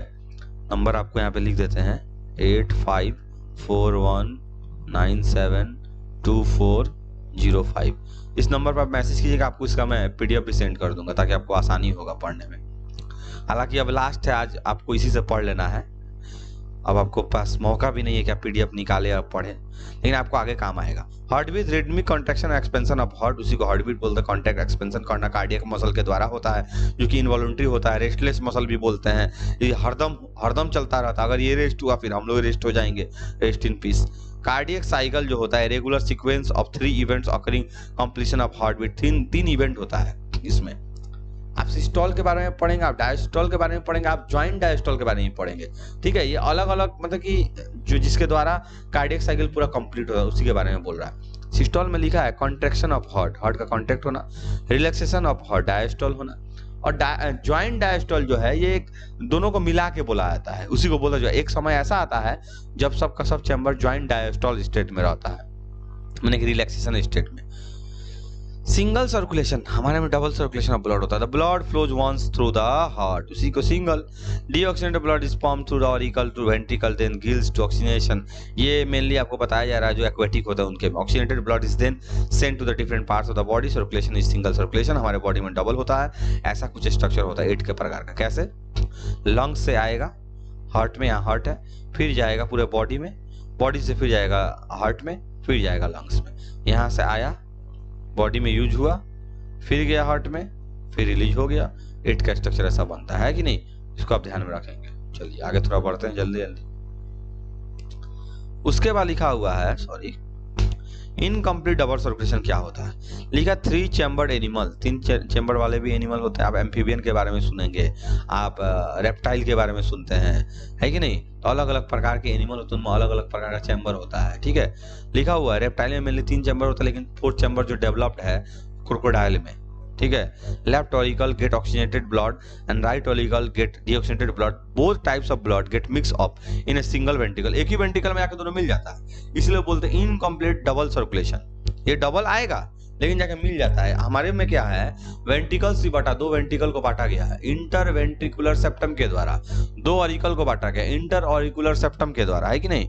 Double circulation 2 bar, twice the blood flows into the heart, उसी को बोलेंगे, आप पढ़ लीजिएगा।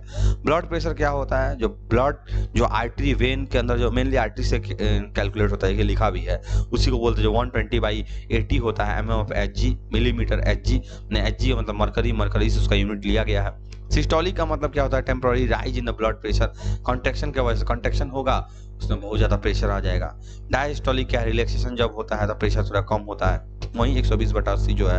हाइपरटेंशन बीपी का बढ़ जाना, हाइपोटेंशन बीपी का घट जाना, डायस्टोलिक स्टेट में होगा। पल्स क्या है, जो आपके हाथ में फील होगा, कान के पास फील होगा, पैर के पास फील होगा। कुछ कुछ जगह पे आर्टरी बहुत ज्यादा मात्रा में जो होता है, जैसे हार्ट जैसे जैसे बीट करेगा वैसे वो भी करता है कि नहीं, तो उसका भी तो 72 टाइम्स ही होगा। तो हार्ट जो हाथ के पास का जो है वो वहां पे हम लोग इजीली फील कर पाते हैं। तो pulses in the is the expansion of artery each time the blood enters to it, जब जब ब्लड जाएगा तब तब वो करेगा। लिम्फ क्या एक प्रकार का फ्लूइड है, स्ट्रॉ कलर का है, येलोइश होता है, लाइट येलोइश बोल सकते हैं, पेल येलोइश बोल सकते हैं। ठीक है, लिखा फ्लूइड कनेक्टिव टिश्यू का पार्ट है लिम्फ, क्योंकि 9th क्लास में पढ़े। ट्रांसलूसेंट होगा, आपको ट्रांसपेरेंट के बारे में पता है, आपको ओपेक के बारे में पता है, ट्रांसलूसेंट भी पता है। ठीक है, अल्कलाइन फ्लूइड होगा, present in lymph vessel, lymph vessel में पाया जाता है। लिम्फ वेसल के थ्रू वो दौड़ता है। लिम्फ नोड में लिम्फ नोड भी रहता है, लिम्फ वेसल भी है, लिम्फ ग्लैंड भी है, लिम्फ कैपिलरीज भी, सब है, 2 पार्ट्स। इसमें प्लाज्मा और लिम्फोसाइट ही मेनली पाया जाता है, और इसमें याद रखना ज्यादा मात्रा में फैट भी पाया जाता है, जो कि अलग बनाता है ब्लड से। एक्सक्रेशन एक ऐसा प्रोसेस जहां पे गंदगी का बाहर निकलना, removal of toxic waste material from the body is known as excretion. Osmoregulation आयनिक और वाटर का बैलेंस करना, इसको ध्यान से रखिएगा, थोड़ा जल्दी जल्दी देखते हैं। ठीक है, मिक्टुरेशन यूरिनेशन का होना, उसको मिक्टुरेशन बोलते हैं। यूरिनरी ब्लैडर से जब यूरिन रिलीज होगा उसी यूरिनेशन बोलेंगे। बाउमेन कैप्सूल एक ऐसा पार्ट है, जैसे बाउमेन कैप्सूल, ग्लोमेरुलस, ये सब पार्ट है किडनी के अंदर का।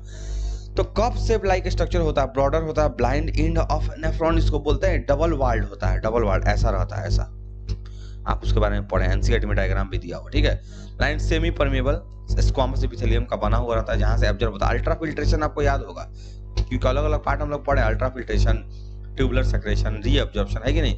ग्लोमेरुलस, वहीं जो बहुत सारा कैपिलरी जो उसके अंदर आ जाता है, ऐसा है ना, बहुत सारा कैपिलरी ऐसे से हो जाता है, उसी को बोलते हैं ग्लोमेरुलस। ठीक है, अब आगे आप देखते हैं, ये लिखा है divide into bunch of capillary, tuft, NCERT में इसको टफ्ट लिखा है, टफ्ट कैपिलरी, इसको ध्यान में रखिएगा। अल्ट्रा फिल्ट्रेशन ग्लोमेरुलस के द्वारा होता है, प्रेशर के वजह से होता है, लिखा है अंडर हाई प्रेशर, इसका हाई जोड़ लीजिए, ज्यादा बेटर रहेगा। थोड़ा थोड़ा आगे बढ़ते रहते हैं जल्दी जल्दी, क्योंकि बहुत सारा लंबा थोड़ा वीडियो हो गया। Kidney failure declines the kidney performance due to any reason, बहुत सारे रीजन हो सकता है किडनी फेल्योर के लिए। अल्कोहल वगैरह का, बॉडी में ड्रग्स का ज्यादा यूज होना, दवाइयाँ ज्यादा खाना, ये सब किडनी एक सर्टेन एज के बाद धीरे धीरे ऑर्गन सबका थोड़ा डैमेज होना स्टार्ट भी हो जाता है कि नहीं। हेमोडायलिसिस एक ऐसा प्रक्रिया है जहां पे क्या करते हैं हम लोग, जहां पे किडनी नहीं रहने पे, एक किडनी नहीं रहने पे, एक किडनी थोड़ा बहुत खराब होने पे डायलिसिस किया जाता है, जो कि बाहर ब्लड को निकाल के डायलिसिस किया जाता है मशीन के द्वारा। हेमोडायलाइजर होता है, उसमें फ्लूइड पाया, उसका कंसंट्रेशन हमारे ब्लड के कंसंट्रेशन से सेम होता है। अब उसमें नाइट्रोजिनस वेस्ट नहीं होता है। पूछ सकता है एग्जाम में, जब सेम कंसंट्रेशन है तो नाइट्रोजिनस वेस्ट नहीं होगा, क्योंकि नाइट्रोजिनस वेस्ट अगर नहीं होगा तो लो कंसंट्रेशन हो, हमारे अगर ब्लड में नाइट्रोजिनस वेस्ट है तो हाई से लो जाएगा, उसमें चला जाएगा, है कि नहीं। जो भी चीज हमारे में एक्सेस होगा वो उसमें चला जाएगा। तो हेमोडायलाइजिंग एक प्रक्रिया है जो आर्टिफिशियल किडनी भी इसको बोलते हैं। अब आते हैं हम लोग कंट्रोल एंड कोऑर्डिनेशन टॉपिक पे। चलिए एक चैप्टर तो कम से कम खत्म हो गया, थोड़ा जल्दी जल्दी इसको करना है कि नहीं, बहुत लंबा वीडियो हो गया है। देखते हैं स्टिमुली के बारे में लिखा है, the changes that bring about response in living organism is called stimuli. हम यहाँ बैठे हुए हैं, सामने कोई स्टूडेंट बदमाशी कर रहा है तो हम मेरे में कोई प्रकार का चेंज आएगा, क्यों कर रहा है, क्यों झांक रहा है, तो हम वहां पे जो स्टूडेंट जो हुआ वो स्टिमुली हुआ एंड हम वहां पे रिसेप्टर हुए। कोऑर्डिनेशन के बारे में लिखा है, in living organism is the process in which various organs interact and work together to adjust vital activity of life. Life के बहुत सारे एक्टिविटी को करता है, ठीक है। कंट्रोल क्या है, control is a capacity to restrain regulate various vital activity, regulate करना उसी को कंट्रोल बोलते हैं, प्रॉपर मैनर में करना। कोऑर्डिनेशन हो गया कोऑर्डिनेट्स, आपस में मिलके सब कोऑर्डिनेट करना। कंट्रोल एंड कोऑर्डिनेशन इस चैप्टर का नाम पड़ा। फाइटो हार्मोन्स प्लांट में रहने वाला हार्मोन है, गिबरलिन है, एब्सिसिक एसिड है, इथाइलिन है, ऑक्सीन है, बहुत सारे हार्मोन, ठीक है। मैंने मेनली हम लोग को 5 पढ़ना है यहाँ पे। ग्रोथ मूवमेंट और ट्रिगर मूवमेंट लिखा है, movement of curvature is the change in plant part in relation to other plant part due to intrinsic and extrinsic stimuli. बाहर के स्टिमुली की वजह से या बॉडी के अंदर के स्टिमुली की वजह से बॉडी में जो बदलाव आता है उसी को ग्रोथ रिलेटेड जो मूवमेंट बोलते हैं, टर्गर मूवमेंट भी उसको बोल सकते हैं। अच्छा, ग्रोथ और नॉन ग्रोथ मूवमेंट भी होता है हमारे बॉडी में, हम इधर से उधर हुए ग्रोथ नहीं हुआ। प्लांट जो होता है खुद से ग्रोथ करता है, वो उसका ग्रोथ मूवमेंट हुआ, है कि नहीं। फोटोट्रॉपिज्म लाइट से रिलेटेड है, लिखा है growth movement of plant part is response to light और एज स्टिमुलस, वहां पे लाइट स्टिमुलस सनलाइट को बोला है। जियोट्रॉपिज्म ग्रेविटी के टुवार्ड होगा मूवमेंट। हाइड्रोट्रॉपिज्म वाटर के टुवार्ड किसका होगा, रूट का होगा, है कि नहीं। केमोट्रॉपिज्म याद होगा आपको, केमोट्रॉपिज्म के बारे में, पोलन ट्यूब के बारे में। पोलन ट्यूब जो होता है वो नीचे की तरफ जाता है, केमिकल जिधर होता है कि नहीं। तो ये हो गया आपका। थिग्मोट्रॉपिज्म का लिखा growth movement of plant part in response to stimulus touch, जब टच वगैरह होगा। याद कीजिए मिमोजा पुडिका जिसको बोलते हैं, टच मी नॉट प्लांट जिसको बोला जाता है, ठीक है। Nastic movement are movement in plant parts due to external stimulus but the direction of response is not determined by the direction of stimulus. Stimulus के द्वारा नहीं, टच के द्वारा, सॉरी क्या बोल दिए गलती। नास्टिक मूवमेंट लिखा are movement in plant part due to external stimulus but direction of response is not determined. अच्छा, डायरेक्शन किधर होगा वो नहीं पता है, टच किए वो किधर की तरफ जाएगा, मेरे तरफ आएगा, पॉजिटिव दिखाएगा नेगेटिव दिखाएगा, वो यहाँ पे बोला गया। थिग्मोनास्टिक या सिस्मोनास्टिक बोलते हैं, नॉन डायरेक्शनल मूवमेंट, वही अभी जो बताया गया था। और प्लांट पर रिस्पॉन्स टू टच के बाद, जैसे वही मिमोजा पुडिका में। Nyctinastic movement non directional growth movement है, नॉन डायरेक्शनल है। Plant part in response to diurnal turgor change in lips में टर्गर प्रेशर के वजह से, पानी वगैरह की वजह से पेटल्स ऑफ फ्लावर में अलग अलग प्रकार का चेंज आता है कि नहीं। स्लिप मूवमेंट भी इसको बोलते हैं। फोटो पीरियड एक ऐसा पीरियड जहाँ पे सनलाइट पड़ता है प्लांट्स को, उसी को फोटो पीरियड बोलते हैं। Photo periodism effect of photo period germination of seed, जितना देर सनलाइट पड़ेगा उसी हिसाब से सीड का जर्मिनेशन होगा, उसी हिसाब से प्लांट आगे बढ़ेगा, उसका ग्रोथ होगा, उसी के बारे में बोल रहा है। न्यूरॉन्स जो हमारे नर्वस सिस्टम का बहुत इंपॉर्टेंट हिस्सा है कि नहीं। नर्व सेल, न्यूरॉन्स, देखिए इसके अलावा न्यूरोगिलिया वगैरह बहुत सारा चीज पढ़ना रहता है, लेकिन न्यूरॉन में नहीं पढ़। Longest cell in our body 1 meter का होता है, बहुत ज्यादा मात्रा में पाया जाता है। Specialized cells of body capable of receive, conduct, transmit excitation and impulses throughout the body, पूरे बॉडी में इंपल्स को ट्रांसफर करता है, तभी तो कोई चीज को समझ पाते हैं, फील कर पाते हैं, सोच पाते हैं, है कि नहीं। ट्रांसमिशन ऑफ नर्व इंपल्स में लिखा, nerve impulse is a self propagated electric current which travels from one end to dendrite to another end axon of neuron for the conduction of message. Transmission जो impulse एक प्रकार का वेग है, जैसे current होता है ना वैसा ही। अब सर करंट मतलब कि झटका लगेगा, झटका तो कभी नहीं लगता है। तो झटका ये बहुत कम वोल्टेज में पाया जाता है, ये आपको पता चलेगा 11th क्लास में जब पढ़ा है इस बारे में, मेगा वोल्ट में पढ़ते हैं इसको, अलग अलग यूनिट इसका होता है। सेंसरी न्यूरॉन के बारे में दिया है, वैसा न्यूरॉन जो सेंस करता है। लिखा higher coordinates vertebrates are capable to receive variety of external stimuli and initiate impulses picked through specialized neurons called sensory neuron. उनको सेंसरी न्यूरॉन हम लोग बोलते हैं, जिस स्टिमुली को रिसीव करना। सेंस ऑर्गन सबको पता है, बताने का जरूरत नहीं है, डेफिनेशन याद कर लीजिएगा। 5 प्रकार के मेन सेंस ऑर्गन आते हैं, ठीक है। रिफ्लेक्स एक्शन एक फट से एक्शन होना, जो मार्शल हॉल के द्वारा डिस्कवर किया गया 1833 में। जैसे हम कुछ देख नहीं रहे हैं, लेकिन हम अगर किसी चीज को गलती से टच कर दिए, तावा, गरम तावा को टच कर दिया, फट से एक एक्शन हुआ।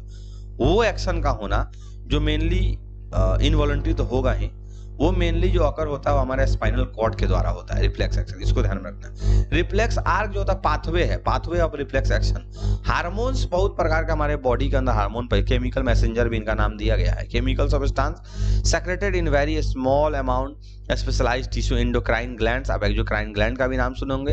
एंडोक्राइन ग्लैंड वो होता है जो डायरेक्टली ब्लड में पंप करता है, ठीक है। एक्सोक्राइन ग्लैंड जो डक्ट वाला होता है कि नहीं। ग्लैंड के बारे में लिखा है कि सेल, टिश्यू और ऑर्गन सिंथेसाइज और secretion of useful chemical substances compound requirement particular function is called gland, salivary gland. अच्छा, ग्लैंड के बारे में आपको पता होगा, ग्लैंड जो होता है इपिथेलियल, स्क्वामस इपिथेलियल टिश्यू होता है या क्यूबोइडल भी यूज होता है, उसका इनफोल्डिंग होना अंदर के तरफ से। जैसे कोई टिश्यू यहाँ पे है, वो अंदर की तरफ इनफोल्ड हो जाएगा, वही तो है ग्लैंड, और कुछ नहीं है कि नहीं। वो नाइन्थ में भी थोड़ा बहुत बताया गया था शायद, और 11th में भी बताया गया। एक्सोक्राइन ग्लैंड के बारे में लिखा है, ऐसा gland remain associated by the thin duct to epithelia. Epithelial मतलब एपिथेलियल टिश्यू से जुड़ा हुआ रहता है।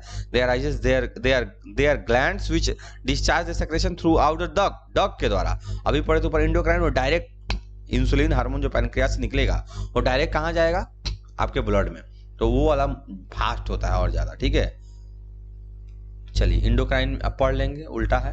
हेट्रोक्राइन जो दोनों होगा, याद रखना नाम कौन कौन, गोनेड जो आपका टेस्टिस, ओवरी, ये दोनों आ जाएगा, और एक आपका क्या बोलते हैं उसको, पैनक्रियाज, इसको रट लेना है एकदम। फीडबैक मैकेनिज्म के बारे में समझना है। Feedback mechanism refers to regulatory mechanism where presence of substance at certain level promotes inhibits in further formation. आगे चीज के लिए रेगुलेट करना। फीडबैक मैकेनिज्म का फीडबैक क्या होता है, फीडबैक फॉर्म हम लोग पढ़ते हैं, कोई भी चीज के बारे में जानने के बाद फीडबैक उसका देते हैं, वैसे ही फीडबैक मैकेनिज्म बॉडी में चलता है। मतलब प्रॉपर चीज को, लेवल को मेंटेन करके रखना। जैसे कोई घट गया, कोई चीज, इंसुलिन घट गया, भाई कैसे पता चलेगा, फीडबैक मैकेनिज्म रहेगा तब तो पता चलेगा कि इंसुलिन घट रहा है, बनाना है सेल को, ये करना वो करना, उसके बारे में बात किया जा रहा है। चलिए, ऐसे करते करते हम लोग पहुंच गए हाउ डू ऑर्गेनिज्म रिप्रोड्यूस में। तीसरा चैप्टर होगा हमारा, इसके बाद सिर्फ एक ही चैप्टर बचा हुआ है, उसको भी फट से हम लोग कर लेंगे, ठीक है। लाइफ स्पेन के बारे में पढ़ेंगे। लाइफ स्पेन एक टाइम पीरियड होता है जो बर्थ से नेचुरल डेथ का, रट लेना है। आप डिफिनेशन आप लोग देखिए, हम डिफिनेशन लाइन बाय लाइन नहीं पढ़ रहे हैं क्योंकि उतना अब समय नहीं बच गया। रिप्रोडक्शन में भी डिफाइंड है बायोलॉजिकल प्रोसेस जहां पे गिव राइज होगा न्यू यंग वन का, ये एसेक्सुअल हो सकता है, सेक्सुअल हो सकता है।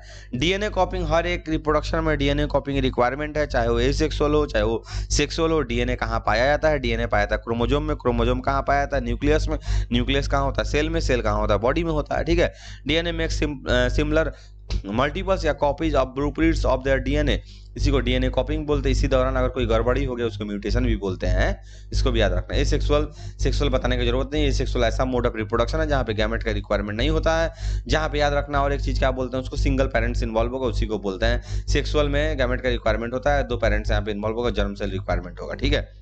फिजन एसेक्सुअल रिप्रोडक्शन का जब हम लोग पढ़ते हैं, fission, bonding, spore formation, regeneration, fragmentation, ये सब बहुत सारा चीज़ है। वेजिटेटिव प्रोपगेशन भी हम लोग इसमें पढ़ने वाले हैं, आर्टिफिशियल और आपका नेचुरल जो होता है कि नहीं। तो फिजन 2 प्रकार का होता है, बाइनरी फिजन, मल्टीपल फिजन। वहाँ पे आपको देख लेना है कौन कैसा हो रहा है, लॉन्गिट्यूडनल हो रहा है, कौन ट्रांसवर्स हो रहा है, सब रट के जाना है एग्जाम में, क्या आप रट लिए होंगे।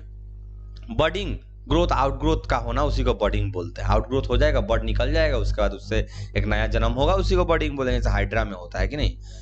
स्पोर फॉर्मेशन स्पोर के द्वारा मेनली फंजाई वगैरह में होगा, फंजाई में मेनली होता है, ठीक है। मशरूम वगैरह में होता है, जो ब्रेड मोल्ड जिसको बोलते हैं, जो ब्रेड के ऊपर आता है। स्पोरेंजियोफोर डेवलप करता है, उससे स्पोर निकालेगा, डेहिसेंस होगा, स्पोर उड़ के आएगा, फेवरेबल कंडीशन मिलेगा, 25 से 30 डिग्री टेम्परेचर मिलेगा, उसके बाद मॉइस्चर मिलेगा, वो डेवलप कर जाएगा। चलिए, रीजनरेशन के बारे में सबको पता है। रीजनरेशन एक एबिलिटी है जहां पे लिविंग ऑर्गेनिज्म खुद के बॉडी के पार्ट को जो लॉस्ट करता है उसको रीस्टोर करना, रिपेयर करना, फिर से वापस लाना। छिपकली में होता है, स्टारफिश में होता है, आपका क्या बोलते हैं उसको, स्पाइडर में होता है, और इंसान के लीवर में होता है। ये हो गया। चलिए, इसको ऑटोटॉमी भी बोलते हैं, सेल्फ एम्पुटेशन भी बोलते हैं, याद कर लेना। फ्रैगमेंटेशन एक फ्रैगमेंट्स में बदलना। Regeneration is not like a fragmentation, इसको ध्यान में रखना है। फ्रैगमेंटेशन होता है, एक रिप्रोडक्शन का पार्ट है। रीजनरेशन को देखें, एकदम रिप्रोडक्शन नहीं है, लेकिन फिर से चीज को रीगेन करना। एक प्लान एरिया में होता है, बॉडी का पार्ट फिर से आ जाता है कि नहीं। चलिए वेजिटेटिव प्रोपगेशन में देखना है, जहाँ पे वेजिटेटिव पार्ट का यूज किया जाएगा, रिप्रोडक्टिव पार्ट का नहीं, फ्लावर को छोड़ के यूज किया जाएगा वेजिटेटिव पार्ट का। यहाँ पे रूट यूज होगा, शूट यूज होगा, लीफ यूज होगा, ब्रायोफाइलम को याद होगा, जहाँ पे रूट का लीफ का यूज किया जाता है, रूट और स्टिम के बारे में बताया गया, सब कुछ बहुत सारा चीज में है। माइक्रो प्रोपगेशन टिश्यू कल्चर, जहाँ पे इन विट्रो, जैसे हम लोग पढ़ते हैं इन विट्रो फर्टिलाइजेशन, आईवीएफ, वैसा ही ये भी है, बाहर प्लांट का बनाना। टिश्यू कल्चर का मतलब होता है कुछ ग्रुप ऑफ टिश्यू को कलेक्ट करना, जिसको कैलस बोलते हैं, उसको एक मीडियम देना जहाँ पे हार्मोन रहेगा, उसको एक मीडियम देंगे जहाँ पे ग्रोथ हार्मोन रहेगा, बहुत सारा नॉर्मल पानी रहेगा, हाइजेनिक कंडीशन रहेगा, सब चीज देंगे तो वो फास्ट ग्रोथ करेगा, उसी को माइक्रो प्रोपगेशन भी बोलते हैं। एक्सटर्नल फर्टिलाइजेशन जो बॉडी के बाहर हो गई, आपको पता है, ये बताने की जरूरत नहीं है, ठीक है। इंटरनल बॉडी के जो अंदर होता है, ये भी बताने की जरूरत नहीं है, आप डिफिनेशन को थोड़ा देख लीजिएगा, इसलिए क्योंकि टाइम बहुत ज्यादा हो गया, वीडियो बहुत लंबा बन चुका है। पॉलिनेशन एक प्रक्रिया है जो प्री फर्टिलाइजेशन में आता है। पॉलिनेशन कभी फर्टिलाइजेशन से पहले होगा, एक पोस्ट फर्टिलाइजेशन होता है। पॉलिनेशन का मतलब होगा जहाँ पे पॉलन ग्रेन का ट्रांसफर होना एंथर से स्टिग्मा में, ये आपको पता है। एंथर किसका पार्ट है? मेल का। स्टिग्मा किसका पार्ट है? फीमेल का। आपको पता है स्टिग्मा स्टाइल ओवरी फीमेल का पार्ट में आता है। उधर एंथर और फिलामेंट हम लोग पढ़ते हैं, जो कि प्लांट के मेल पार्ट में आता है, जिसको एंडोचियम भी बोलते हैं, फीमेल वाले को गाइनोशियम भी बोलते हैं, इसको रट लेना है। अच्छा, सेल्फ पोलिनेशन भी होता है, क्रॉस भी होता है। सेल्फ का मतलब जो खुद के ही प्लांट में होगा, सेम फ्लावर में हो सकता है, विद इन अलग अलग फ्लावर होगा, लेकिन प्लांट सेम रहेगा। अगर सेल सेम प्लांट में सेम फ्लावर में होगा तो उसको ऑटोगैमी भी हम लोग बोलते हैं, ठीक है। अगर दूसरे में फ्लावर में होता है सेम ही प्लांट में, उसको जिटेनोगैमी बोलते हैं। क्रॉस का मतलब एलोगैमी होता है, जो डिफरेंट प्लांट डिफरेंट फ्लावर, इसमें कुछ सोचना ही नहीं है। फर्टिलाइजेशन तो पता ही है, फ्यूजन ऑफ गैमेट्स, उसी को फर्टिलाइजेशन बोलते हैं, जहाँ जाइगोट का फॉर्मेशन होता है। 2x क्यों लिखा आपको पता है? 2n जिसको बोलते हैं, 2n का मतलब डिप्लोइड, ठीक है, सिंगल सेल लेकिन डिप्लोइड, दो वो न्यूक्लियस आया हुआ इसीलिए। डबल फर्टिलाइजेशन, दो बार फर्टिलाइजेशन, जो कि प्लांट में देखा गया, एंजियोस्पर्मिक प्लांट में, ना कि जिम्नोस में। क्यों बोलते हैं?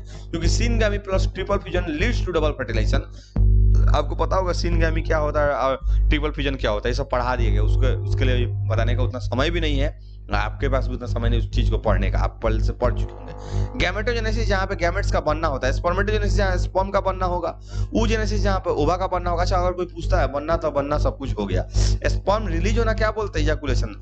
ओवा का रिलीज होना क्या बोलता है? ओवुलेशन। रट लेना। प्यूबर्टी एक टाइम, सर्टेन टाइम होता है हमारा लाइफ साइकिल का, जहाँ पे जैसे हम एडोलेसेंस जो बोलते हैं, adolescence covers the puberty as well as teenager.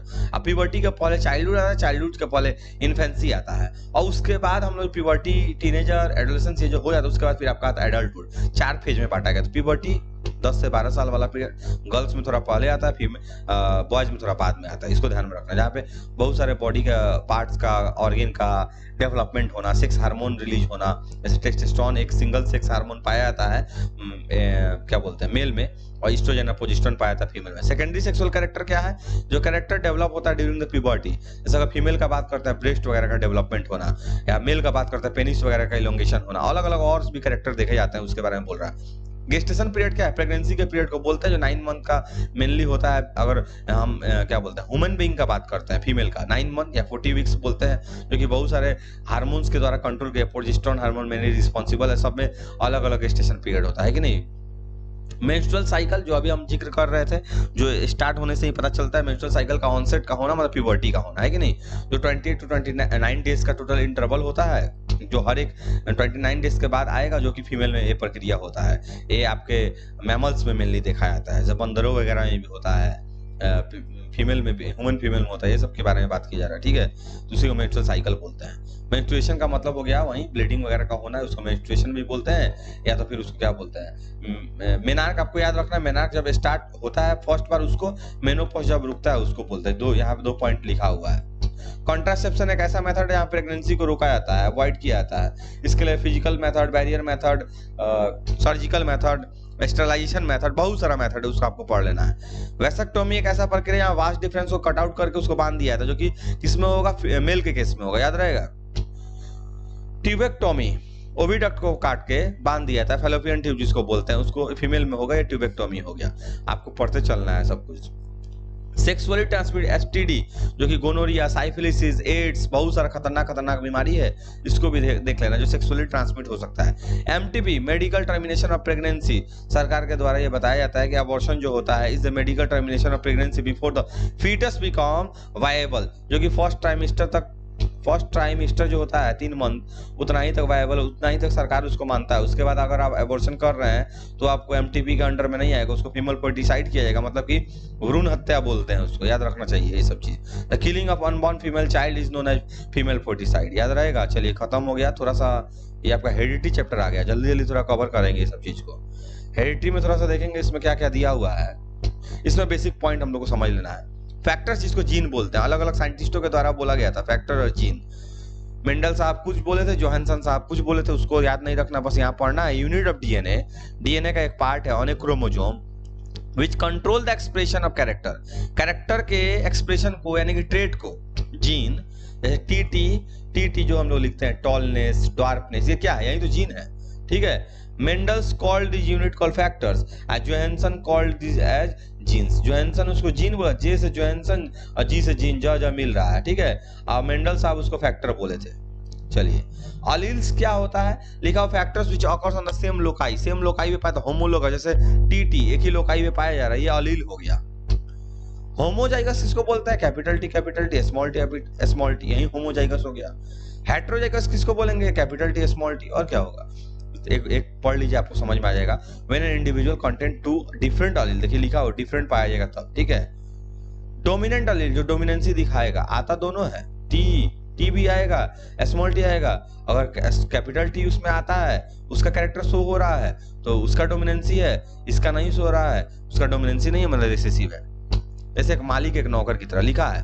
The Aleel which expresses itself, जो खुद को एक्सप्रेस करता है इन हाइब्रिड क्रॉस जो होता है, उस क्रॉस के बारे में बोल रहा है। मोनो हाइब्रिड, डाई हाइब्रिड जो क्रॉस होता है उसके बारे में बोल रहा है, उसको डोमिनेंट बोलते हैं। और जो खुद को रिप्रेजेंट नहीं कर पाता है वही क्या हो गया, आपका रिसेसिव हो गया। जेनोटाइपिक का मतलब होता है जेनेटिक कंस्टिट्यूएंट्स को, मतलब कि जीन को, टीटी ये क्या है, जेनेटिक है। और टीटी का मतलब टॉलनेस, बड़ा प्लांट हो गया, फेनोटाइप, फिजिकल अपीयरेंस। इसको पढ़ने का जरूरत नहीं, आप इसको पढ़ लीजिए, हम इसलिए थोड़ा धीरे धीरे कर रहे हैं, आप वीडियो को पॉज करके भी पढ़ सकते हैं। अब वीडियो को ट्राई कीजिएगा 2x पे पढ़े ताकि आपको जल्दी समझ में आए, शायद 1.5-2 घंटा का वीडियो होगा, मुझे ऐसा लगता है। होमोलोगस क्रोमोसोम का मतलब होता है pair of exactly similar chromosome in shape, size, structure which bear same genes at the same loci, इसको बोलते हैं होमोलोगस। एक ही सेम साइज का हो, सेम शेप का हो, स्ट्रक्चरली हो, सिमिलर दिखे, एक ही पे हो, उसको बोलेंगे। फर्स्ट फिलियल जनरेशन, अच्छा ये बताइए पेरेंट्स में जो क्रॉस होगा, पहला जो जनरेशन आएगा मोनोहाइब्रिड क्रॉस हो या जो जैसा भी क्रॉस हो, उसको F1 जनरेशन बोलेंगे। F2 उसके बाद वाला, अब F1 में क्रॉस होगा तो F2 बनेगा, इसको पढ़ने का जरूरत नहीं, आप इसको पढ़ लेंगे। मोनोहाइब्रिड क्रॉस क्या होता है ये पढ़ सकते हैं, ये एग्जाम में आएगा। लिखता है cross between two organism used to study in the inheritance of, inheritance का मतलब होता है जो हेरिडिटी जिसको बोलते हैं, transfer of character from one generation to another, इसी को इनहेरिटेंस बोलते हैं। सिंगल पेयर अलील और a single character is called monohybrid cross, जहां पे सिंगल लिया जाएगा उसी को बोलेंगे, ठीक है। डाई हाइब्रिड में सिंगल आपको समझ में आता है ना, जैसे हम टॉलनेस को ले लेते हैं और ड्वार्फनेस को, तो हाइट हम कैरेक्टर लिए और टॉलनेस और ड्वार्फनेस यहाँ पे क्या हो गया आपका, वो आपका ट्रेट हो गया। तो हाइट इज ए कैरेक्टर, अब हम बोले कि हाइट भी लेंगे और उसका फ्लावर का कलर भी लेंगे, तो 2 हो गया, ठीक है। फ्लावर का कलर और हाइट, तो 2 नहीं लेना, 2 लेंगे तो डाई हाइब्रिड। ट्राई भी पढ़ना आगे सीनियर क्लास में मिलेगा, इसको आप देख लीजिएगा। कैरेक्टर और ट्रेट में बहुत अंतर है, देखिए बहुत बच्चे समझ नहीं पाते हैं कैरेक्टर क्या है, ट्रेट क्या है। कैरेक्टर का मतलब से हम बताते हैं आपको, कैरेक्टर क्या हो सकता है, इंसान का चरित्र जिसको बोलते हैं वो कैरेक्टर है। जो आप जिस चीज को रिप्रेजेंट कर रहे हो वो कैरेक्टर है। जैसे हाइट कैरेक्टर है कि नहीं, हाइट कैरेक्टर हो गया, बॉडी जो अब उसमें हाइट में क्या आएगा, कोई नाटा कोई लंबा, वो ट्रेट हुआ। जैसे आंख जो होता है वो कैरेक्टर है, वो मदर फादर से आएगा ही आएगा, ठीक है। कभी कभी एब्नॉर्मलिटीज की वजह से नहीं आता है, ये मानते हैं, लेकिन आंख आने के बाद कैसा होगा, आंख आने के बाद थोड़ा येलोइश होगा, थोड़ा ब्राउनिश होगा, थोड़ा रेडिश होगा, वो किस जनरेशन से आ रहा है वो डिपेंड करेगा उसके जेनेटिक रेशियो पे, जेनेटिक कॉन्स्टिट्यूएंट पे, कि कितना वो स्टोर करके लाया है डीएनए कॉपी करके उस पे। तो हाइट इज ए कैरेक्टर, लेकिन हाइट का क्या साइज होगा, लंबा होगा कि छोटा होगा, वो आपका ट्रेट, आपको अब समझ में आ गया होगा, ठीक है। इसको आप पढ़ लीजिएगा। चलिए हेरिडिटी का कुछ और भी डिफिनेशन है, हेरिडिटी किसको बोलते हैं उसको भी पढ़िए। Heredity is the transmission of character trait of feature from one generation to another in the form of parents to their offspring, इसी को हेरिडिटी बोलते हैं। वेरिएशन के बारे में क्या दिया है, any difference in trait between individual of species, cause either through genetic और इन्वायरमेंटल फैक्टर, इन्वायरमेंटल के द्वारा या जेनेटिकली कुछ प्रकार का बॉडी में परिवर्तन आना, उसी को वेरिएशन बोलते हैं। एक शॉर्ट टर्म के लिए हम बोल सकते हैं, कुछ स्पीसीज का बात करते हैं। लंबे टर्म के बात करेंगे तो इवोल्यूशन हो जाएगा, इवोल्यूशन पढ़ना नहीं है। जर्मिनल क्या होगा, जो जेनेटिक्स होगा क्रोमोसोम में होगा उसी को सोमैटिक सेल के द्वारा बोला जा रहा है। Variation caused by environmental factors like, sorry germinal, हाँ जर्मिनल वाला ठीक है। सोमैटिक जो होगा वो आपका इन्वायरमेंटल कॉज के वजह से होगा, क्लाइमेट के वजह से हो सकता है, वेदर में प्रॉब्लम आ गया, फूड स्कार्सिटी हो गया उसके वजह से एडेप्टेशन हो सकता है, इंटरेक्शन के वजह से हो सकता है, ये हो गया सोमैटिक। मोनोहाइब्रिड क्रॉस तो पता ही है, डायबिट जस्ट बताए हैं, थोड़ा ये रिपीटेड हो गया था। हाँ, लॉ पढ़ लीजिएगा, लॉ ऑफ डोमिनेंस का, इसको समझिए। लॉ ऑफ डोमिनेंस स्टेट करता है two similar factors now gene, जिसको अभी जीन बोला था, character represent present on organism only one expresses itself, जो खुद को एक एक्सप्रेस करता है, डोमिनेंसी से ही पता चलता है, एक खुद को एक्सप्रेस करेगा, एक खुद को एक्सप्रेस नहीं करेगा, वही तो है law of dominance. Law of segregation of purity of gamete क्या है, इसको भी समझते हैं। ये लॉ स्टेट करता है कि during gamete formation two factors of character get separated, अलग अलग हो जाता है, तभी तो लॉ ऑफ सेग्रीगेशन हुआ, प्यूरिटी ऑफ गैमेट हुआ। एक जगह इकट्ठा रह जाता तो फिर उसका प्यूरिटी नहीं बोलते, उसको मिक्सचर बोलते हैं, मिक्सचर कभी नहीं होता है, इसको ध्यान में रखना है, ठीक है। Law of independent assortment, assortment का मतलब है जो डिपेंडेंट नहीं होगा, यानी कि मिक्सचर बनकर अलग अलग सब अपना है, ठीक है। Law stated two or more pairs of contrasting trait inherited in such a way that a particular trait is independent on the other trait, माने एक दूसरे को अफेक्ट नहीं करता है, अलग अलग रहता है। क्रोमोसोम क्या है, थ्रेड लाइक स्ट्रक्चर है, क्लास 9 में पढ़ाया गया, यूकैरियोटिक सेल के न्यूक्लियस में पाया जाता है। आप बोलेंगे सर प्रोकैरियोटिक में नहीं पाया जाता है, उसके न्यूक्लियस में नहीं, उसके न्यूक्लियोइड में पाया जाता है। फिजिकल बेसिस ऑफ हेरिडिटी का मतलब होता है जीन एंड क्रोमोसोम को फिजिकल में रखा गया, केमिकल में डीएनए को रखा गया, इसको रट लेना है, एकदम पूछा जा सकता है। सेक्स डिटर्मिनेशन, सेक्स का डिटरमाइन करना, जो मेनली हम रेशियो को द्वारा करता है, जैसे एक्स और वाई अगर है, फादर और मदर का बात करते हैं, जैसे यहाँ पे देखिए पन्नेट स्क्वायर बोलते हैं, एक्स वाई और इधर एक्स एक्स, आपको भी पता है, ठीक है।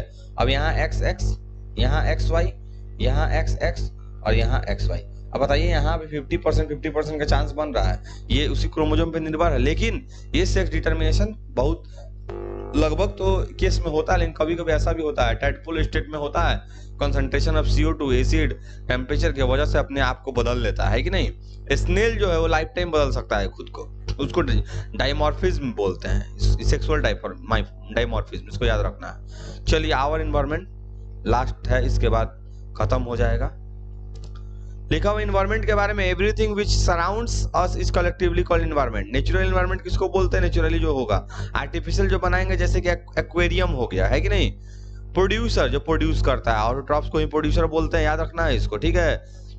फाइटोप्लैंक्टन, फाइटोप्लैंक्टन क्या है, कुछ bacteria, free floating autotrophic living organism known as phytoplankton, जो कि पॉन्ड्स वगैरह में पाया जाता है। अच्छा, प्रोड्यूसर को ट्रांसड्यूसर भी बोलते हैं, क्योंकि ये बदलता है, कन्वर्टर है, क्योंकि वो इनऑर्गेनिक चीज को सोलर एनर्जी को लेके केमिकल एनर्जी में बदलने के बाद खाना बना के हम लोग तक पहुंचाता है, हम लोग के लिए बहुत ज्यादा बेनिफिशियल है।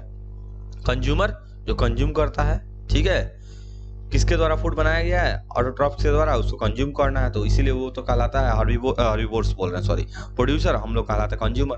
जो फर्स्ट वाला होगा वो हर्बीवोरस मेनली होता है, उसी को फिर उसके बाद कोई दूसरा खाएगा, फिर उसके बाद कोई दूसरा खाएगा। ओमनिवोर्स जो दोनों को खाने वाला, प्लांट और एनिमल को ये तो बताने की जरूरत नहीं। प्यूरिफाइंग बैक्टीरिया पीछे पढ़े थे, याद होगा आपको। देखा है, bacteria which act as a decomposer are generally called purifying bacteria, जो डिकम्पोजर का पीछे हम बताए थे, ठीक है। अच्छा, प्यूरिफाइंग बैक्टीरिया वहां भी आता है एनारोबिक रेस्पिरेशन में, रट लेना है। डबल कंज्यूमर बोलते हैं ओमनिवोरस, क्योंकि दो बार क्यों बोला है कि कार्निवोरस भी है, एक तरह से हर्बीवोरस भी, दोनों है। फिर उसके बाद लिखा है फूड चेन में, it is defined as the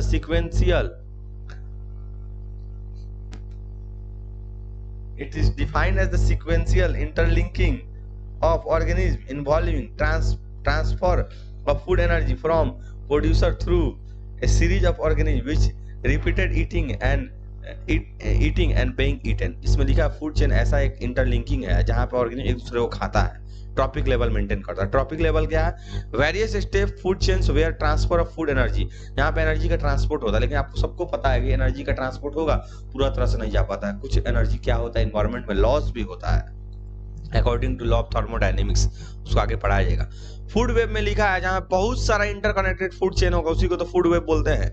ecological pyramid क्या है, देखिए इकोलॉजिकल पिरामिड कुछ ऐसा प्रकार का होता है, ऐसे बना रहता है। ट्रॉपिक लेवल, सबसे ऊपर ट्रॉपिक लेवल पे हम लोग आते हैं, सबसे नीचे जो प्लांट्स होता है वो आता है। डाइवर्सिटी सबसे नीचे जाता है इसलिए डाइवर्सिटी ज्यादा बताया गया है। ऊपर हम लोग सबसे कम हम लोग होते हैं उसको बताया गया, जो सबसे टॉप कार्निवोर्स हो गए उसमें आता है।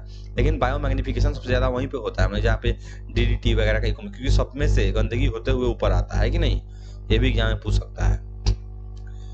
10% लॉ याद रखिएगा, लिंडमैन के द्वारा दिए गए 1942 में law state that during the transfer of energy of tropical level to another about 10% of energy, सिर्फ 10% एनर्जी जो होगा अवेलेबल होता है नेक्स्ट ट्रॉपिकल लेवल के लिए।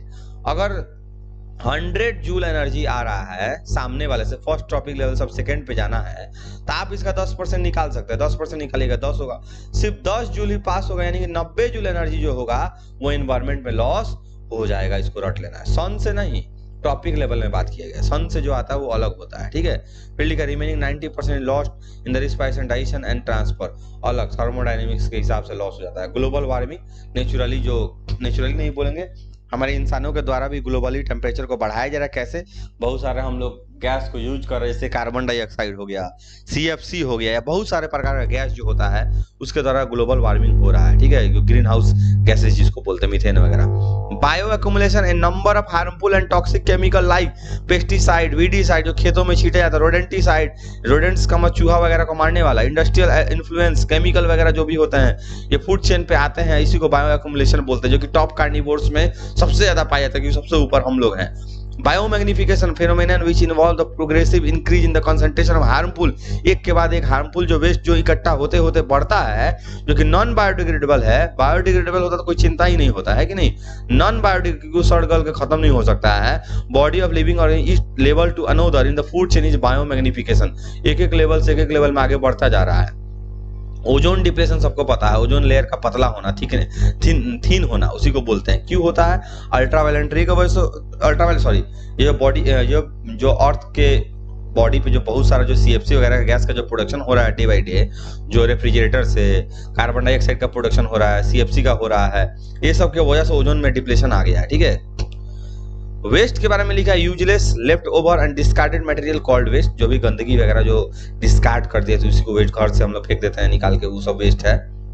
बायोडिग्रेडेबल जो सड़ गल के खत्म हो जाए, जो पोल्यूशन फ्री हो। नॉन बायोडिग्रेडेबल जो पोल्यूशन फ्री नहीं हो, जो सड़ गल के खत्म नहीं हो सका, हार्मफुल में बदल जाए, मैंने हार्म करेगा एनवायरमेंट में, उसको बोलते हैं। रिसाइकलिंग एक प्रक्रिया है जहां पे हम फिर से उस चीज को रीयूज कर सकते हैं, ठीक है। लिखा extracting resources from waste, waste से ही गंदगी को इकट्ठा करना, रिकवर करके फिर से यूज करना। हमको पता है कि सब चीज रीयूज नहीं हो सकता, लेकिन कुछ कुछ हो सकता है।